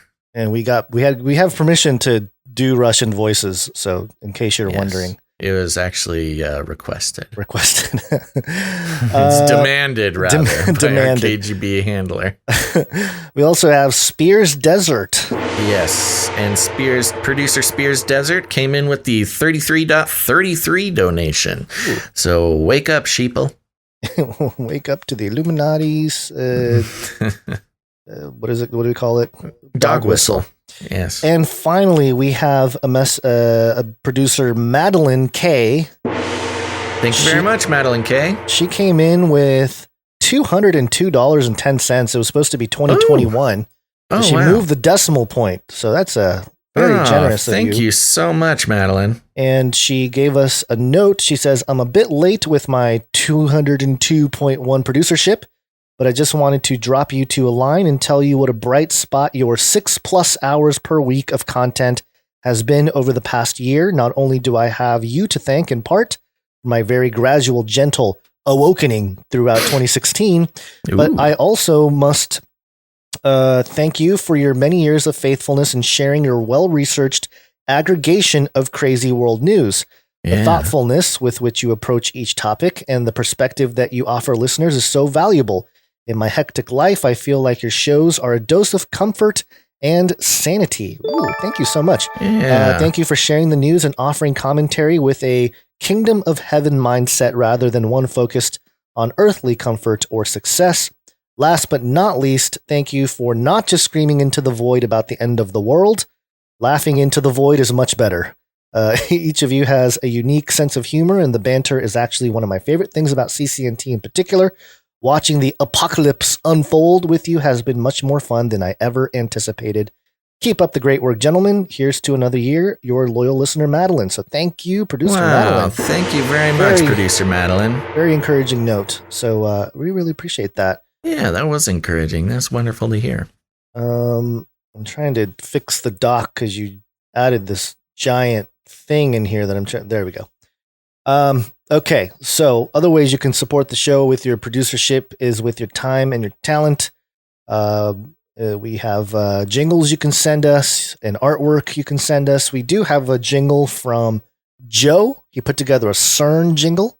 So let's check this out. That gap that is created is the actual tearing of the veil and realizing a gateway, a doorway to another parallel dimension.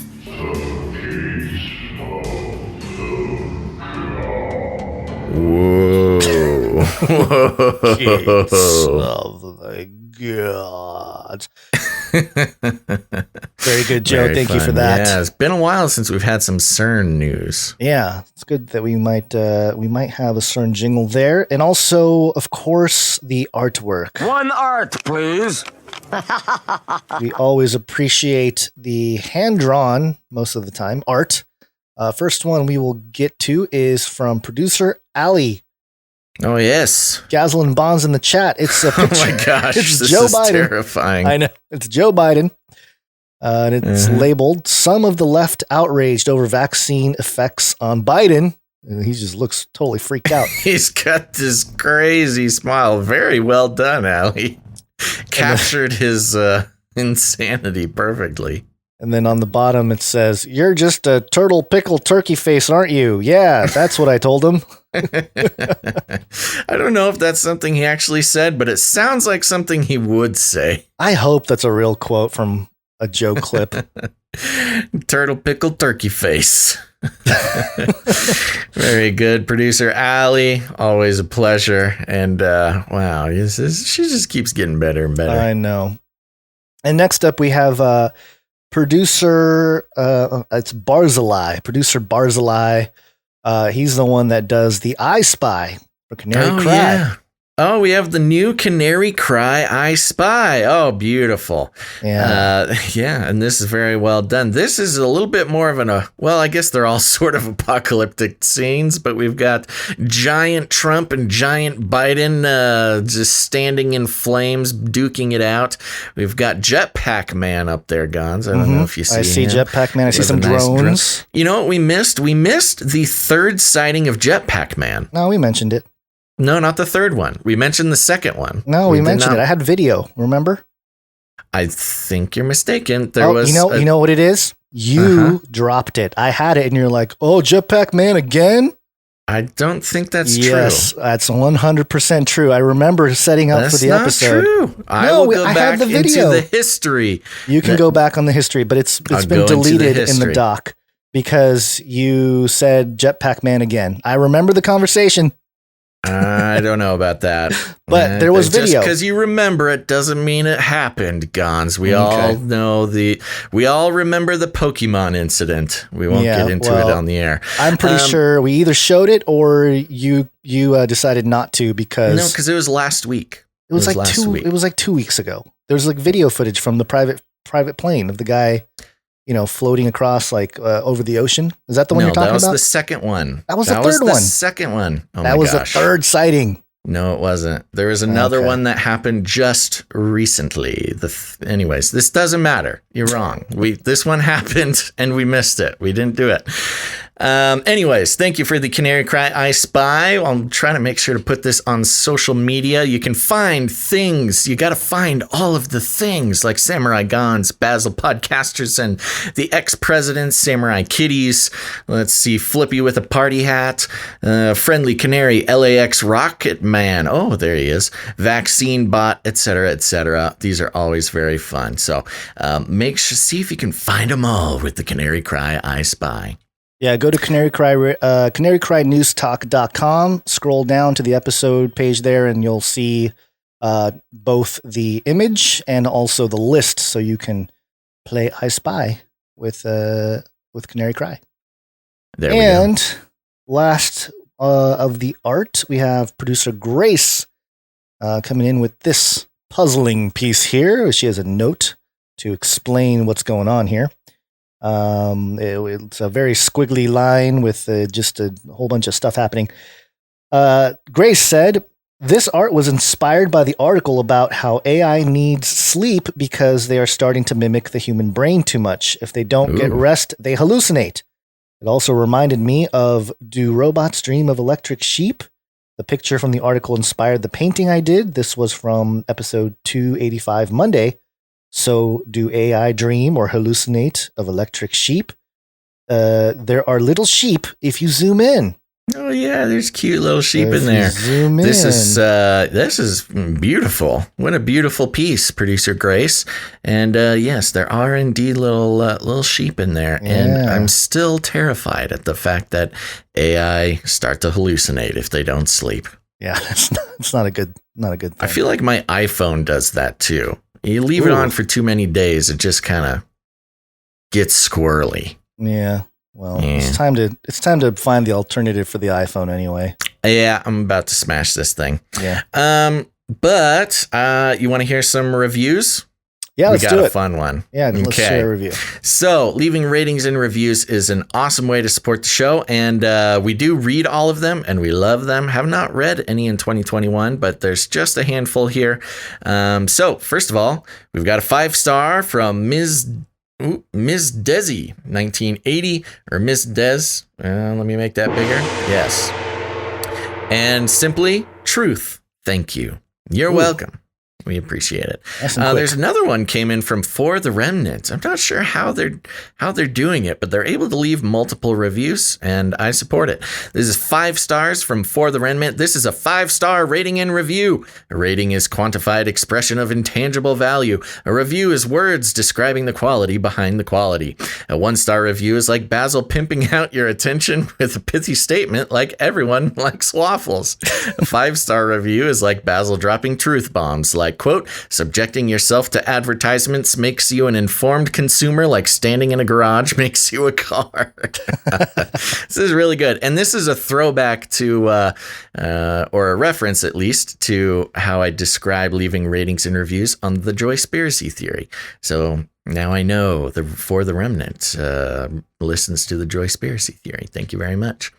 We have another 5-star review here from TR Lester, Canary Cry News Talk, hands down the most informative, accurate, and current podcast out there.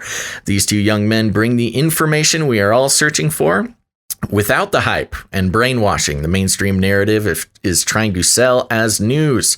They go to great lengths to make sure the information they use comes from reliable sources, and I appreciate that. They are well grounded in biblical teaching and present current news in the light of Christ's teaching. I so appreciate them. They have been my lifeline of reason during this entire COVID mess. That's how I survived the misinformation stream of rhetoric that has been spewing and is still coming at us today. Can't say enough about this podcast. My son shared it with me, and I share it with all my friends and family. I encourage you to listen and do the same. Stellar, spread the word. Thank you so much, TR Lester. That's wonderful review of the podcast, and makes me feel so warm and fuzzy inside. This one's for him. Everybody loves waffles. Now, here's the one, Gons, that I'm so excited for you. The one for you that I was excited for everybody to hear because it's so hilarious. 1 star. 1 star. It's been a while. From Rancho Dan. And here we go. We'll see if this sounds like us. Typical Trump-loving evangelicals. Just a couple of supposed Christ followers who forgot their allegiance should only be to Jesus. They condemn anything from the left. Can't even bring themselves to admit that there might be racism in our country in spite of all the black people killed by police, and trip all over themselves to excuse Trump and everything he says and his followers do. Just plain garbage. Well, I won't argue with that last part. It might just be just plain garbage. This is a person obviously either has never listened to the show or listened to about 5 minutes of one show. I can't imagine a show. If you listen to a full show, especially in the past 3 months or 2020, no, forget that. I don't know. This is obviously somebody who has not listened to one entire show. There you go, Gons. Just a couple of supposed Christ followers who forgot their allegiance should only be to Jesus. Yeah, well, I'm glad. I mean, hey, if you're going to leave a review and you don't know much about the show, that's still better than not leaving a review. So that's true. It still gets attention. We thank you for your vitriol. Yeah. They condemn anything from the left and can't even bring themselves to admit that there might be racism in our country despite all of the black people killed by police and trip all over. Sorry, I enjoyed reading that so much. Well, thank you, Rancho Dan, for leaving your comments. Next, let's see. Yep. And lastly, 5 stars from Chakra709 makes you think. I am a senior producer to this podcast, and even though I don't understand it all, I thoroughly enjoy it. You learn about things you never hear anywhere else and how it relates to the Bible. An edifying podcast. Thanks, Basil and Gons. Keep expanding my world. And that's from Sharon Craig. Thank you very much, Sharon. Producer Sharon Craig. And there you go. That's all of our ratings and reviews. And thank you to everyone who left reviews. Yes, even you, Rancho Dan. If you ever hear this, I hope... I know. I hope he hears it. I want him to hear it. I want him to know that I read it on the show. That's the one thing, there's content creators out there. A lot of times people ask me, like, how are you even able to deal with the negative comments and the thing? And it's kind of like, yeah, it stinks. And sometimes I'll push back and, counter or whatever. But for the most part, yeah, it is. You got to grow some thick skin. But for the most part, it's there's a part of you that has to remember, wow, they sat through that whole thing and they actually listened. Well, maybe not Rancho Dan. Or maybe he was, I don't know, maybe he was ranching while doing it, and he was only hearing certain parts or whatever. But they're actually responding to something you put out there, negative or positive. You got to appreciate that they took the time to do it. So they gave us their attention for long enough to tell us how much they hated it. Yeah. So. Thank you. Negative comments are fun. Should we pull some from the YouTube channel too, just for therapeutic purposes? That's a whole nother awful thing. Okay. Reviews are one thing. The toxicity on YouTube that's too much. But there you go, folks. So thank you very much for those ratings and reviews. And I encourage everyone, yes, even if you're like Rancho Dan and you're just listening to literally the 30 seconds of me asking for a review, please go leave a rating and a review on Apple Podcasts and tell us what you think of the show. It really helps the algorithms share the show out with the world. And again, yes, we must we're tricking the algorithms, and people think we're bending the knee. No, we're manipulating the algorithms to our own will here. So thank you very much. Again, Apple Podcasts, Canary Cry News Talk, leave a review. Thank you. Okay. We have a birthday today, Gons. We're almost done with the break, folks. Don't worry. But we did want to say a very happy birthday to producer. This is a producer. She's on the Canary Cry prayer team. And it is Amanda R. It's Amanda R's birthday. All right. Well, let's celebrate Amanda R's birthday the only way we know how. Yeah. Happy birthday to you. Yes, very happy birthday. And thank you for being a part of the prayer team. Very important part of another thing created by producers of the show for other listeners and producers of the show. We enjoy the fact that exists so much. And Amanda is Frappyholic on Twitch. Let's see. Have you seen Frappyholic in the chat today? I hear she's working today, so she might not be listening live. But thank you and happy birthday, Amanda. There she is. Oh my gosh, she's here. Where is she? I see her. She said, thanks, guys. There she is. Okay, good. Yeah.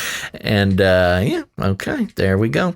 All right. Anything else? Am I missing something? Yeah. So Jade Bouncerson, thank you for the timestamps. Thank you. They, for some reason, they posted the comment, but it got lost in the YouTube cyber hole. It just disappeared. So luckily, I got the message and I was able to post the comment and put it in the description. So. Great. Really appreciate that for the last episode for 286. So I know those are time consuming, and maybe we got to figure out a better way to communally do that just so it doesn't fall on like one person. Yeah. Well, maybe if another producer out there who likes to catch the maybe there can be like a group of people and they kind of figure out who can watch the live show and leave those. I don't know.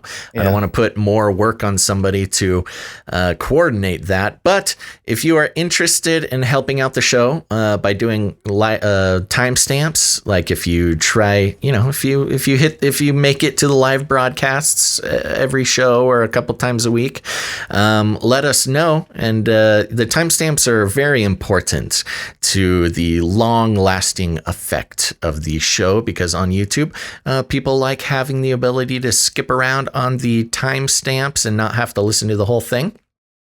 So there you go. If you're interested in that, send us an email at canarycryradio@gmail.com. Yep. We also, just real quick,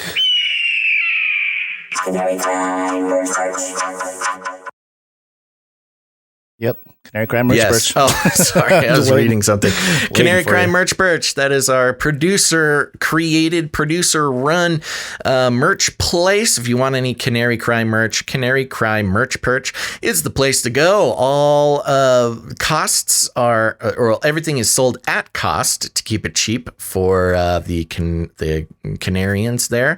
But you do have the option to tip the artist, tip the webmaster, and you can also tip Gonz and I. But please consider tipping the artist and the webmaster, especially for putting so much hard work into making that merch available. And also, we got a message from producer Isaac about the Canary Cry calendar. He says, as of right now, I only have 10 left in stock. The only way that I will be able to get more is to do another print run. And at this point with calendars, I don't want to have a lot of obsolete inventory left over. They will be on a first come, first serve basis. So if somebody has one sitting in their cart planning to check out later, order ASAP. So there you go, folks. There's only a few of the Canary Cry calendars left. So if you want them, go get them now. Gonz, producer Isaac said he sent mine to you, so you'll have to send that to me. Perfect. Okay, there you go. Go get your Canary Cry calendar and head over to canarycrymerchbirch.com. And real quick, just want to mention the Connect offline meetup. Or I guess it's online. It's not offline. Zoom, yeah. Zoom. Ciara is doing her, she's organizing the Zoom call, 11 a.m. to 3 p.m. Pacific time on Saturday. That's tomorrow, the 16th, I think. Mm-hmm. And again. Does that have her email on it? It does. CiaraLauren93 at gmail.com. Yeah, let's just say it out loud for the podcast listeners. Yeah, the listeners, it's CiaraLauren93 at gmail.com. CIARA. LAUREN93 at gmail.com. And again, this will be posted as well in the show notes area, canarycrynewstalk.com. So go check it out and you'll see the flyer here. Yep. Go do it and be there. And Gonz and I try our best to pop in every once in a while to those meetups. Yeah. What date? What is the date? Is this the 20th? I thought it was tomorrow. Oh. It doesn't have a date. Be able to try to pop in there tomorrow. Third Saturday. So it would be next week? I think she mentioned it. Anyways, we'll figure it out. Okay. So there you go. You can meet other Canarians and chat, and it's a good time. Very good. All right. Is it time to wake up? Yep. Yes, it's wake up time. Hey, yo, wake up. And we are doing some Wakchin updates. Wakchin.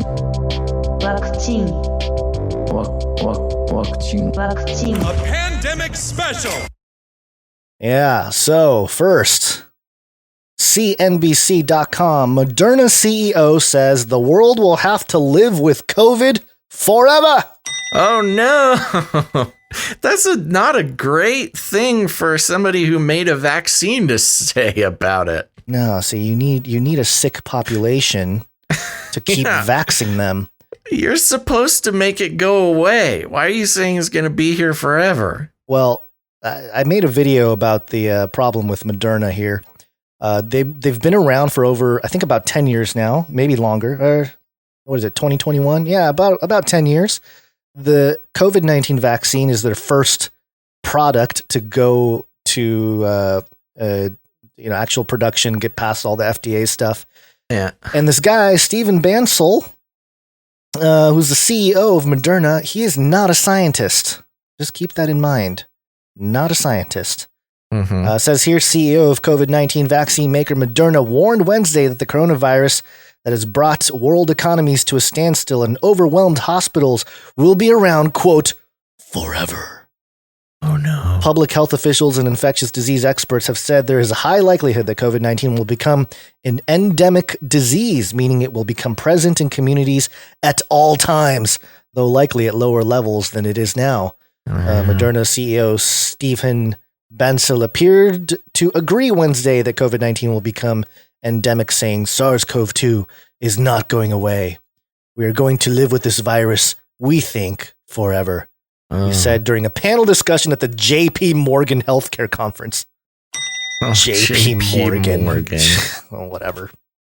Anyway, that's there's no point to really dig not much deeper. else to say there except for not really a big surprise. I mean, there's a lot of diseases that we live with all the time.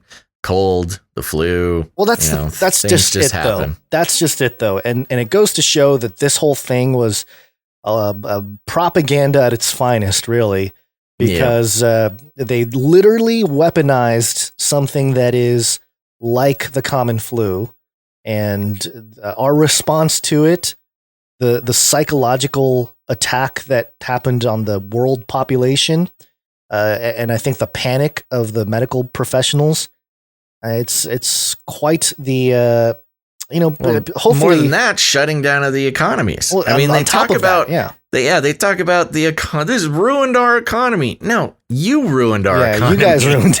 You guys, again, as the theme goes, this is I feel like this whole thing was to cover up so much for the economic crash, which was going to happen anyway. Right, our economy was struggling, and they were printing trillions even before COVID. It just so happens that the virus let everything stop and blame it on the virus. The schedule, the recession schedule, we were past due for a recession. Oh, way past, yeah. They happen about every 10 years, more or less, and 2008 being the big one, of course. And we were 12 years, which is a couple years past the recession schedule. So this was a good way to kind of hide that. And by the way, people have asked me, like, how is the stock market going up? Why does the stock market keep going up? But the economy's falling apart. It's hiding the inflation. Yeah, the there's printing so many dollars. The dollar's being devalued. But to hide inflation, they're pumping up real estate, they're pumping up stocks, and that's why certain people are going into gold, silver, and Bitcoin. That's part of the reason why, because it's an actual asset class rather than just something frivolous like stocks. I guess stocks are somewhat real. No, they're considered protective. Well, but that's exactly the point. I mean, and the thing with stocks is it's mainly big tech stocks going up. Yeah. There's plenty of stocks that are not doing so well. Exactly.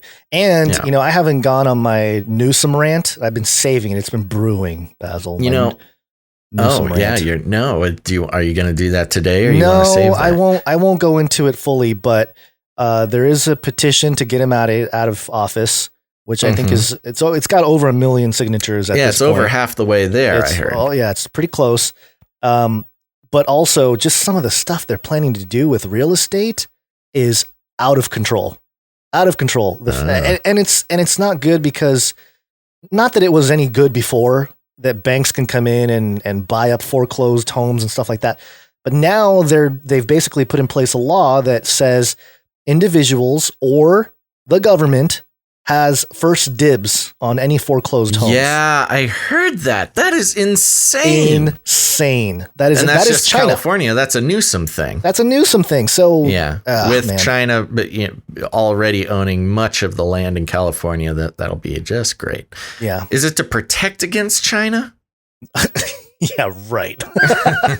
That's fun. That's a good joke. That's a good one. I'll write that one down. One other angle on the economy thing, and I've heard this in defense of the just to take a step back, talking about the recession. I've heard this in defense of the situation. We were set for a recession, and usually they just sort of happen. but I've heard that they may have, used this event, the coronavirus, in order to, I don't know if cover up is the right word that we used earlier, but what it did was create almost a new economy where they transferred where the regular economy, there's lots of restaurants and events and entertainment and things like that.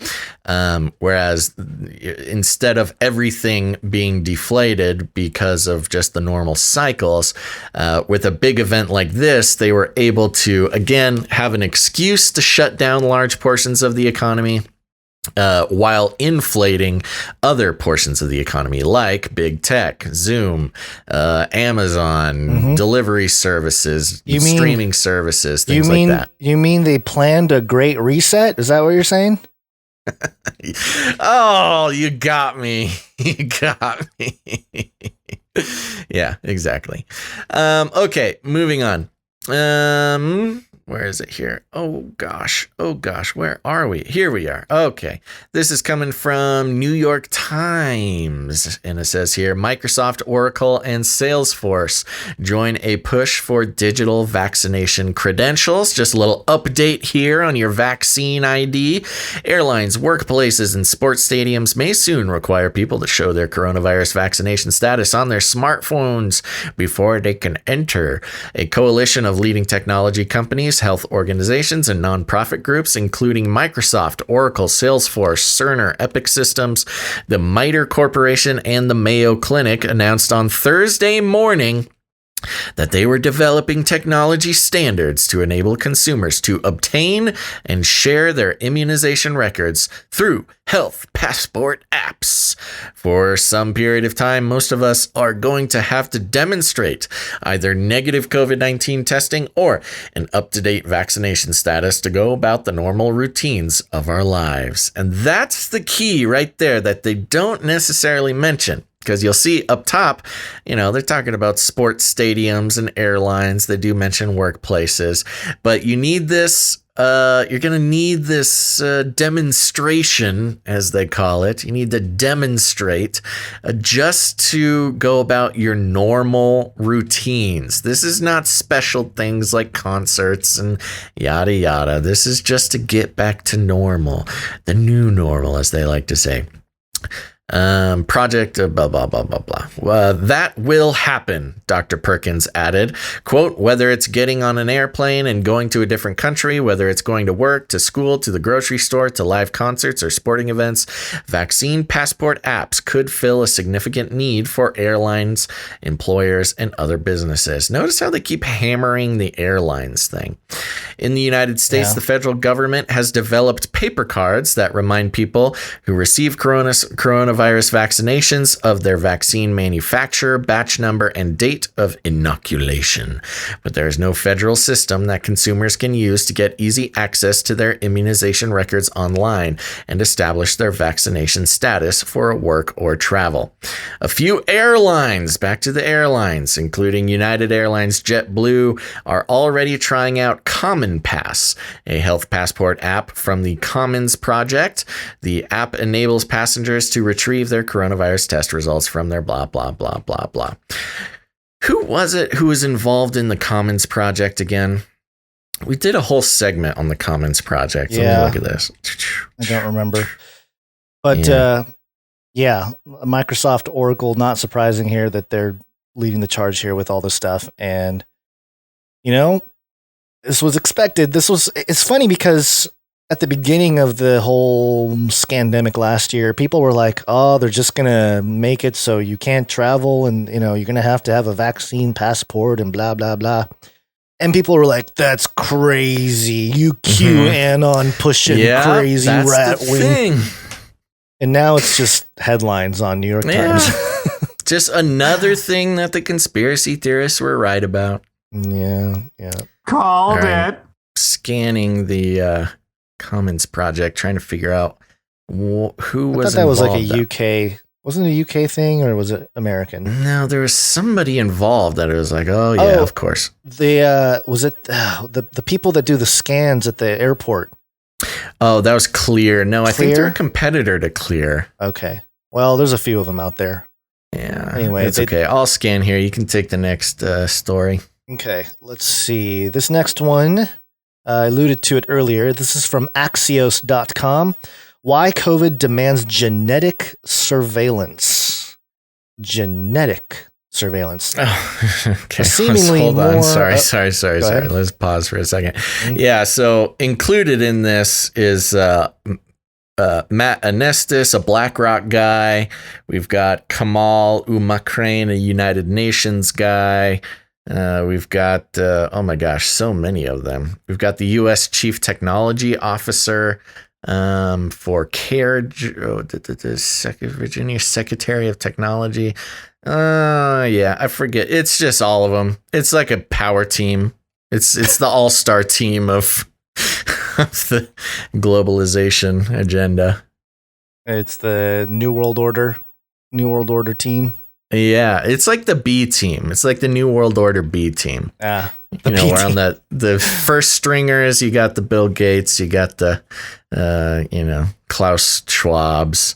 This is kind of like the second stringers all got together. Oh my gosh, there's like 100 of them. Yeah, well, wow. It's further down the pyramid, so there's a wider range. Yeah, exactly. It's a bigger group because they're further down the pyramid. Yeah. Or there's just so many of them. It's like they're trying to hide. I feel like they're trying to hide someone in here. Like I'm going to come across one of them and it's going to be crazy. Okay, I'll keep going. I'm sorry to interrupt. I thought I had it. Okay. Well, I was going to play a jingle anyway. Did you ever have the feeling that you were being watched? Axios.com headline. What was it here? Why COVID demands genetic surveillance. A seemingly more transmissible coronavirus variant is threatening the world and exposing the U.S.'s lackluster genetic surveillance. Ooh. Why it matters. A beefed up program to sequence the genomes of infectious diseases, disease pathogens, infections, could help the U.S. identify dangerous new coronavirus variants and get the jump on pathogens that could ignite the pandemics of the future. Yeah, I mean, so you get the point. They want genetic surveillance. Genetic surveillance of coronavirus variants in the U.S. lags well behind dozens of other countries. Yada, yada, yada. And it's just how horrible the U.S. is. Be smart. The bottleneck here isn't scientific. Genetic sequence has gotten faster and cheaper. No, it has, hey? This is better, bigger, tastier. And every state in the U.S. has the technical capacity to decode viral genomes. Rather, the U.S. lacks the kind of unified national genetic surveillance program adopted by the U.K., which in the spring invested 20 million francs, it's about $27 million, pounds, to launch a scientific consortium that standardized the sequencing and reporting of coronavirus variants. That's another thing, we talk about globalism and the New World Order.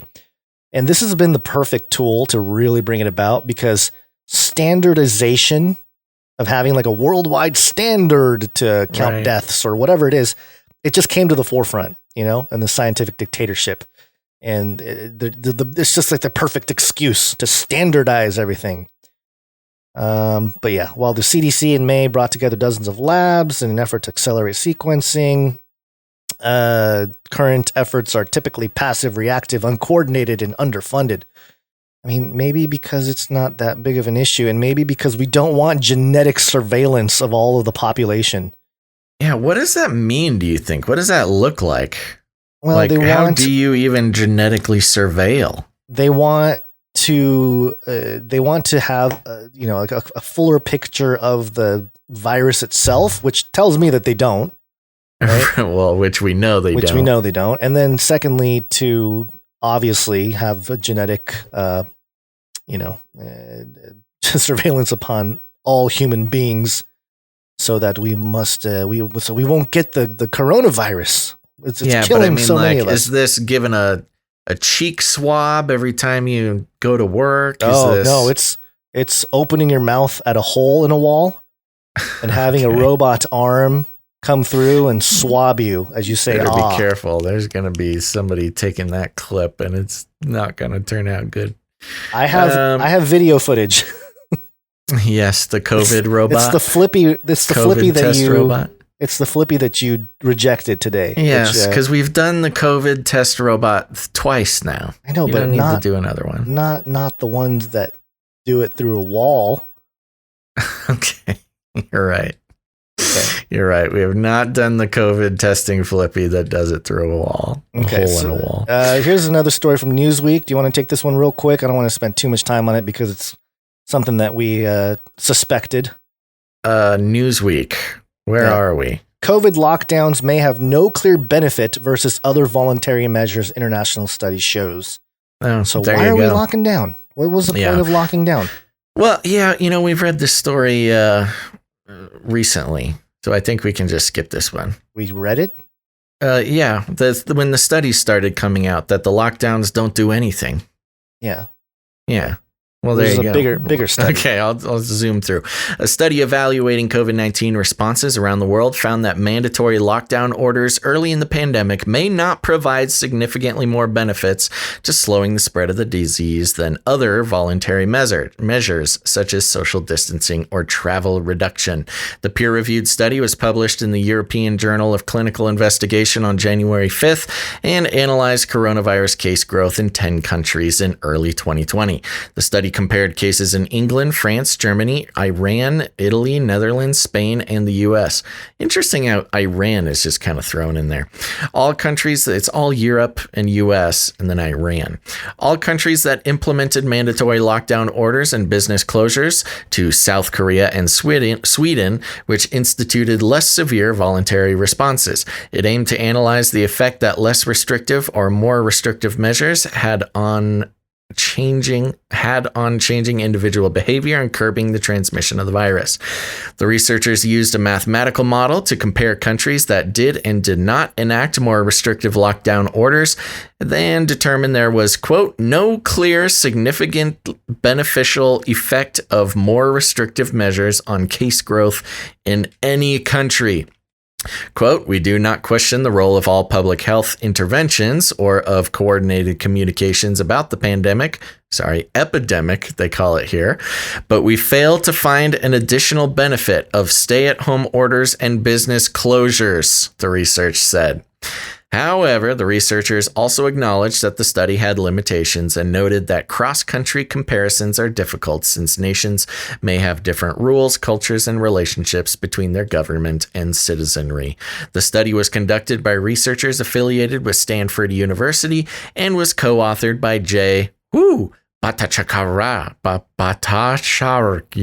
Okay, one more time. Bhattacharya. Right. Professor of medicine and economics who has been a vocal opponent of coronavirus lockdowns since March. So, I mean, it's just, it's bothersome that they're publishing this stuff now. And ironically, the whole article ends with Biden, saying the quote of Biden, I'm not going to shut down the economy. I'm going to shut down the virus.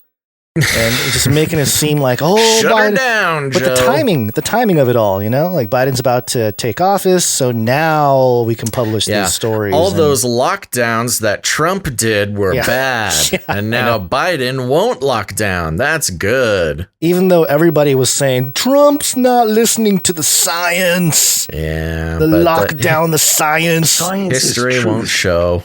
Just listen to the authorities. Now is the time to do what you're told. And maybe what we're told is walking around in ridiculous looking helmets. Ooh. SanFranciscoGate.com, Magari. I tested the darndest PPE of all time, the rich guy COVID helmet. And there's a picture of a guy in what looks like literally like a spaceman helmet. I was looking at this the other day and I was wanting to buy one, but they are so expensive. How much are they? They're like $300. Oh, yikes. Yeah, I thought it would be funny. Like, it seems like a funny joke to go out and wear this. I wanted to do it sort of sarcastically, but that's an expensive joke. If anybody wants to fund an expensive joke of mine, send me an email. I think it's better to walk around with the Mandalorian mask as an excuse. That would be better.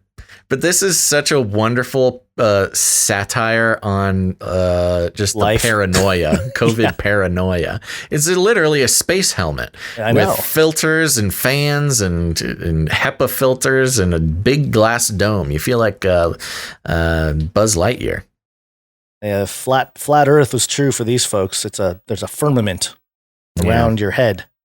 Yeah, for those who are just listening to the podcast, I don't know how else to explain it. It's a Buzz Lightyear helmet, $300 Buzz Lightyear helmet. It's great. Yeah, well, it's stylish. Couple more disturbing stories here. Welcome to Chinese Show. Speaking of the beast system, beast system. Did you ever have the feeling that you were being watched? This is the nextweb.com. Surveillance group exposes disturbing Huawei patent for AI-powered Uyghur detection, or Uyghur. I don't know. Uyghur. Yeah, we always debate about that. I think we decided on Uyghur. Okay, Uyghur detection. And in a couple paragraphs, a Huawei patent that mentions AI-powered identification of Uyghur people and other ethnic groups has been discovered. The patent was exposed by video surveillance research group IPVM, the same organization that had previously spotted reference to an AI Uyghur alarm on Huawei's website, as well as evidence that Alibaba had offered Uyghur detection as a service. Oh my gosh. Uyghur detection as a service. That For those who sounds need an update. terrifying. Yeah, for those who need an update, Uyghurs are the Muslim minority in China who are persecuted, put into literal concentration camps. They shave their hair and sell it as wigs. They're basically a slave class in China. Horrible things happening to those people. Yeah, and Alibaba offering a Uyghur detection as a service would be like Amazon offering Republican detection as a service or something like that. I mean, that's pretty much not equal, but you get the point. Not equal in the consequences as of yet, but I mean, they're practically doing something very, very similar. I wouldn't say whatever. the same. You can put any people group in there, and it's horrible. Yeah. So anyway, the AI being used by China is certainly not the most wholesome. And then one more story here that relates to China and NASA, two of our favorite groups of things. The Epoch Times. From the Epoch Times here, the headline reads, NASA researcher pleads guilty to concealing China ties. Oh no, and I'm behind a paywall, so that's all you get to know. Oh, I'll read it. A senior NASA scientist pleaded guilty on January 13th to lying about his ties to a Chinese-backed program designed to harvest talent from the West and transfer intellectual property to China, the Justice Department announced. Maya Pan, 66, joined NASA in 1996 and has been the chief scientist for exploration technology at NASA's Ames Research Center in California's Silicon Valley since 2006. He was charged with one count of making false statements and could face a maximum 5 years prison sentence and up to $250,000 fine if convicted, according to a Justice Department press release. The court hearing is scheduled for June 16th. Prosecutors said that Mayapan had participated in China's state-run 1,000 Talents Plan and held positions at universities in China, South Korea, and Japan without NASA's knowledge. The 1,000 Talents program had recruited thousands of experts globally since its inception in 2008, according to Chinese state media reports. And yada, yada, yada. But, my take on this. This is, I think this is propaganda. Hot take. Yeah, hot take. Propaganda to bring NASA back into the good light of the American skeptics. Because we have a greater threat. What's the greater threat? Just NASA lying about the moon landing, or the Chinese Communist Party taking over all of our smartest people, a brain drain to China? So you think they're hiding their own sins by pointing fingers at China? I think this has been the plan, and because obviously the China thing is horrible. We don't. That's not to say we agree with China on anything, especially the CCP more specifically.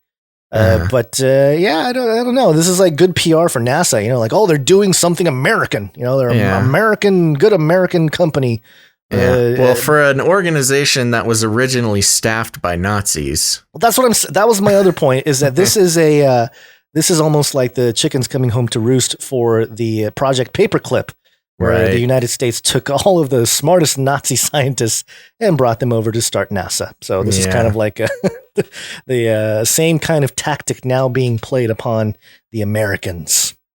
Well, there you go, folks. No surprises here. Nope.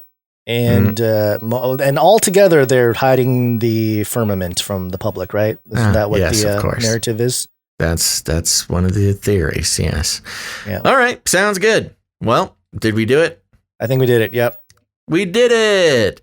All right, everybody. Thanks for listening to this episode of Canary Cry News Talk. We will be back on Monday, which is the 18th of January.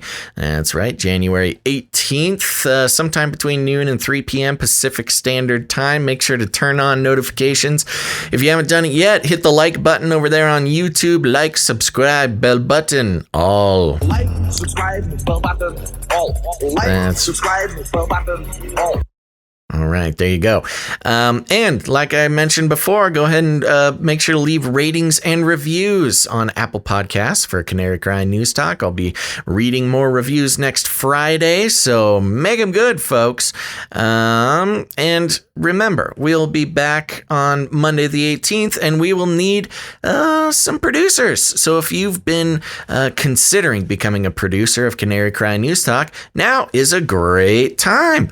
So you can do that by heading over to patreon.com/ccnt or canarycryradio.com/support. canarycryradio.com/support. That's right. We invite you to join us in disconnecting our media from corporate money, and that's what we like to do here.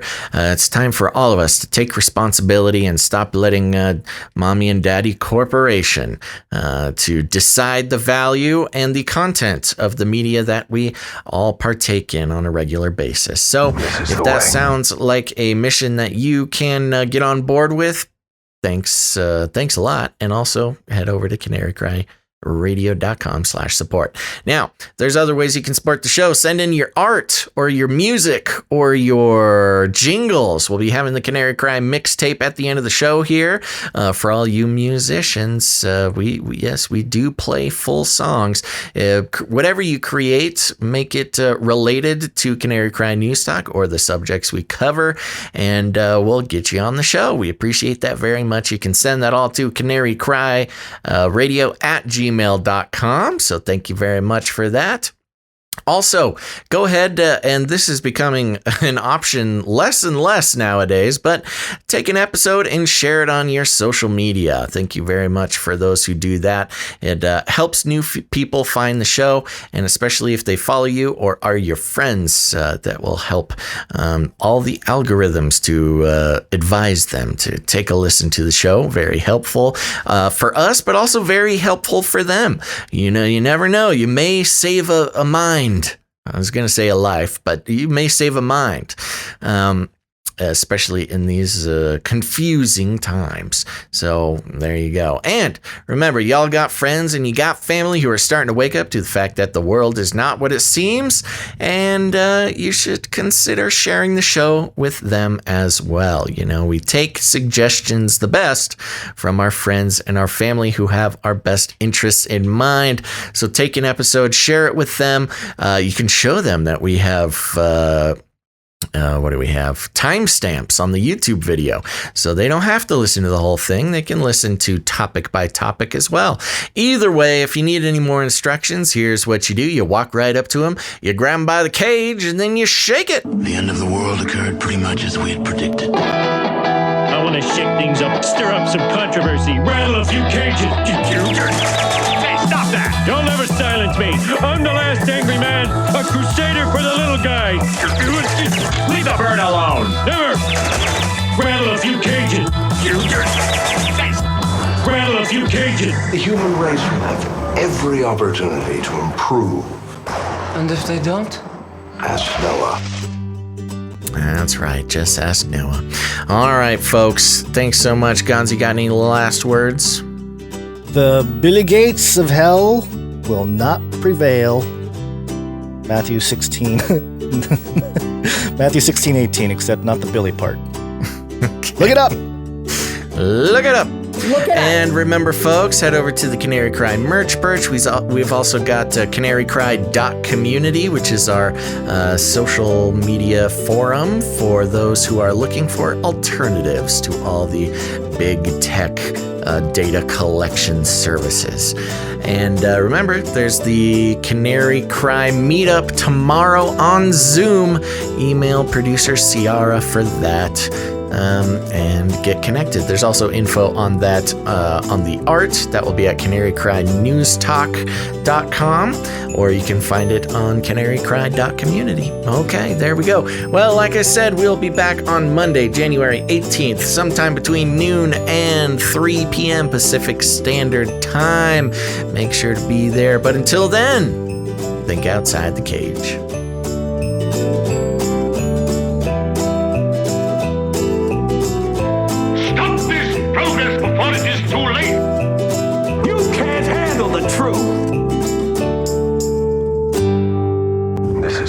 Remember, reality is an illusion. The universe is a hologram. Buy gold. Buy! I want to shake things up, shake things up. I want to shake things up, shake things up. Leave the bird alone. I want to stir up some controversy. I want to rattle a few cages. I'm the last angry man. You'll never silence me. I'm the last angry man. I'm the last angry man. You'll never silence me. I'm the last angry man. A crusader for the little guy. Little guy. Well, we'll see about that. Whatever, Illuminati.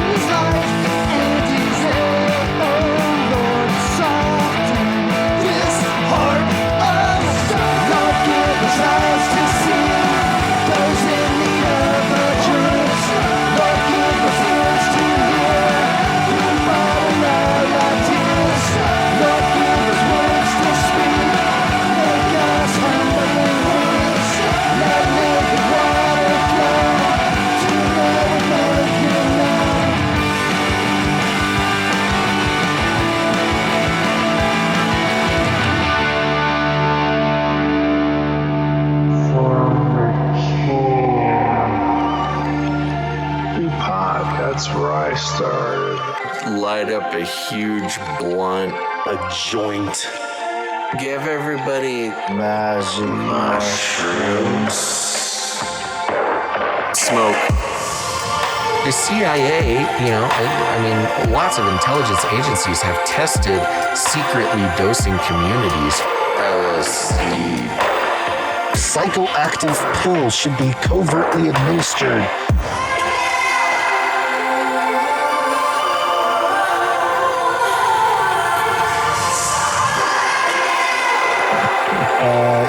Just put me on some, I don't know. Give you a shot in the butt. Fluoride, oxytocin. Get a chemical hug. I did dabble, some of that robot crack.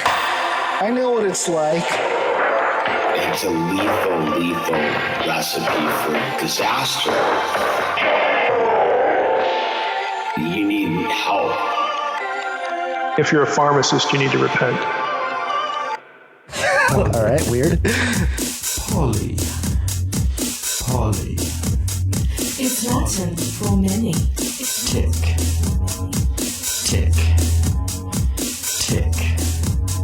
They'll suck your blood. Politic.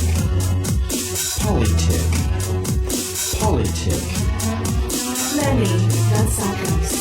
Politician. Politicians are politics. Don't let them drain you all away.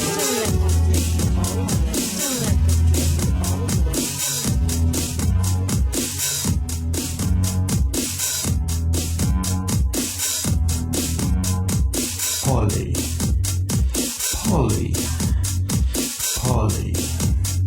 It's Latin for many. Tick.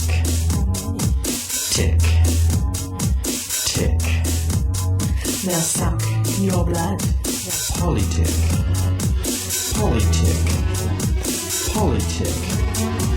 Many bloodsuckers. Politician.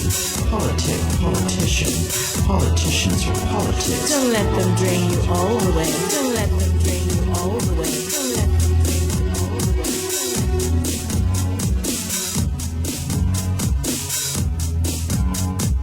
Left wing, right wing, left wing, right wing, left wing, right wing, left wing, right wing, left wing, right wing, left wing, right wing. Two wings, same bird. Two wings, same bird. Two wings, same bird. Two wings, same bird. Same bird. Poly. It's Latin for many. Tick.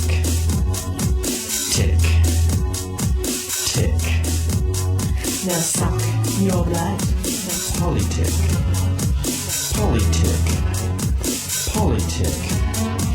Many bloodsuckers. Politician. Politicians are politics. Don't let them drain you all away. Don't let them drain you all away. Don't let them drain you all away. Don't let them drain you all away. Don't let them drain you all away.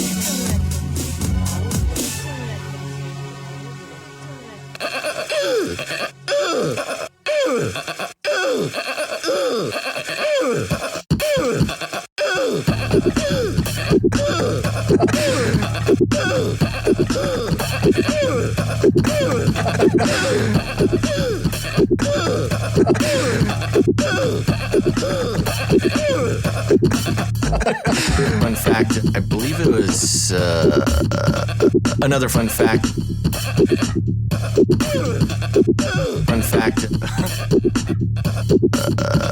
Another fun fact. Brings me back to my Screamo days.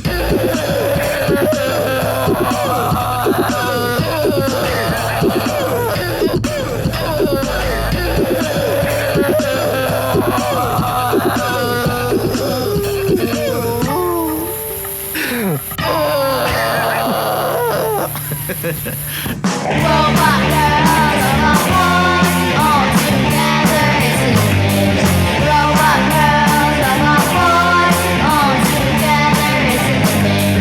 Robot girls on my phone, all together it's an image. Robot girls on my phone, all together it's an image. It might seem scary, so frightening. Get ready for it.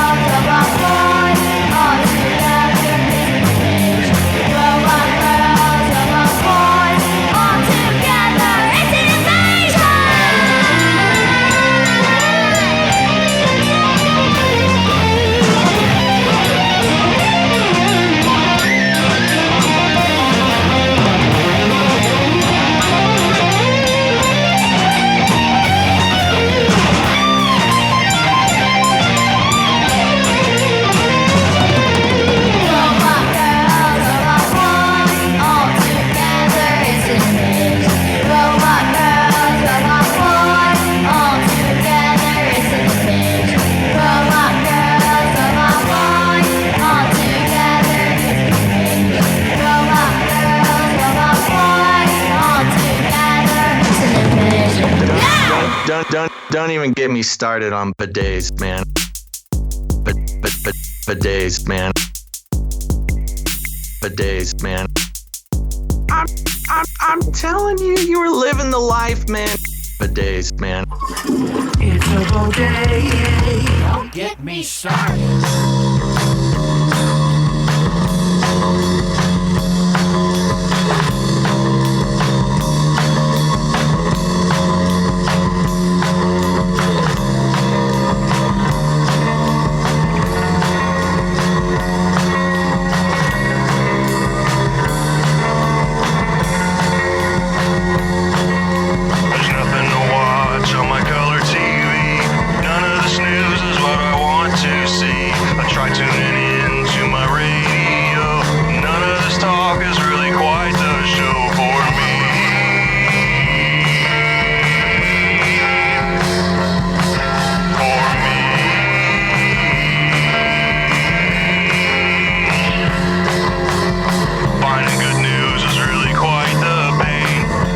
Something I ain't got all day. Get on my YouTube, debates like the sun. See what's new, demonetization. Know what's this? To my surprise, I spot a big pair of googly eyes. Click on the video and turn up the sound. What is this gem that I have found? Couldn't it read? Cry radio, couldn't it read? News talk, couldn't it read? Radio, couldn't it read? Cry, news talk.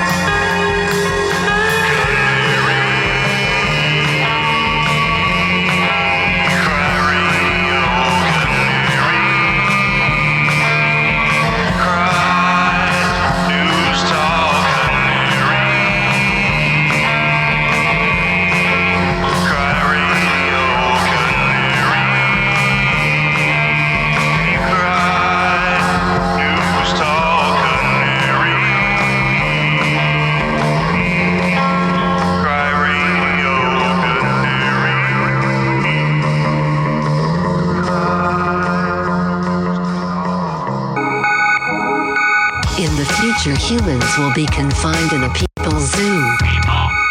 I'll keep you safe and warm in my people's zoo. I'll keep you safe and warm now in my people's zoo. You, yeah, you in my people's zoo. I'll keep the cameras on.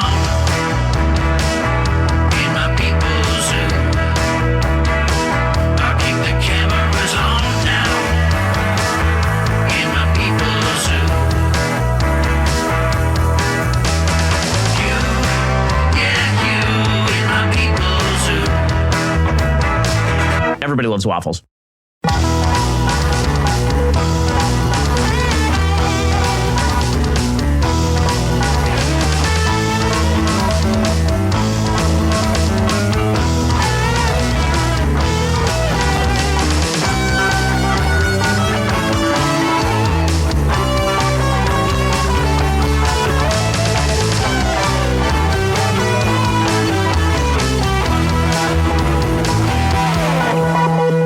You're fat and sassy in my people's zoo. I'll make you fat and sassy in my people's zoo. You, yeah, you, yeah, you, in my people's zoo. I'll keep you warm and safe in my people's zoo.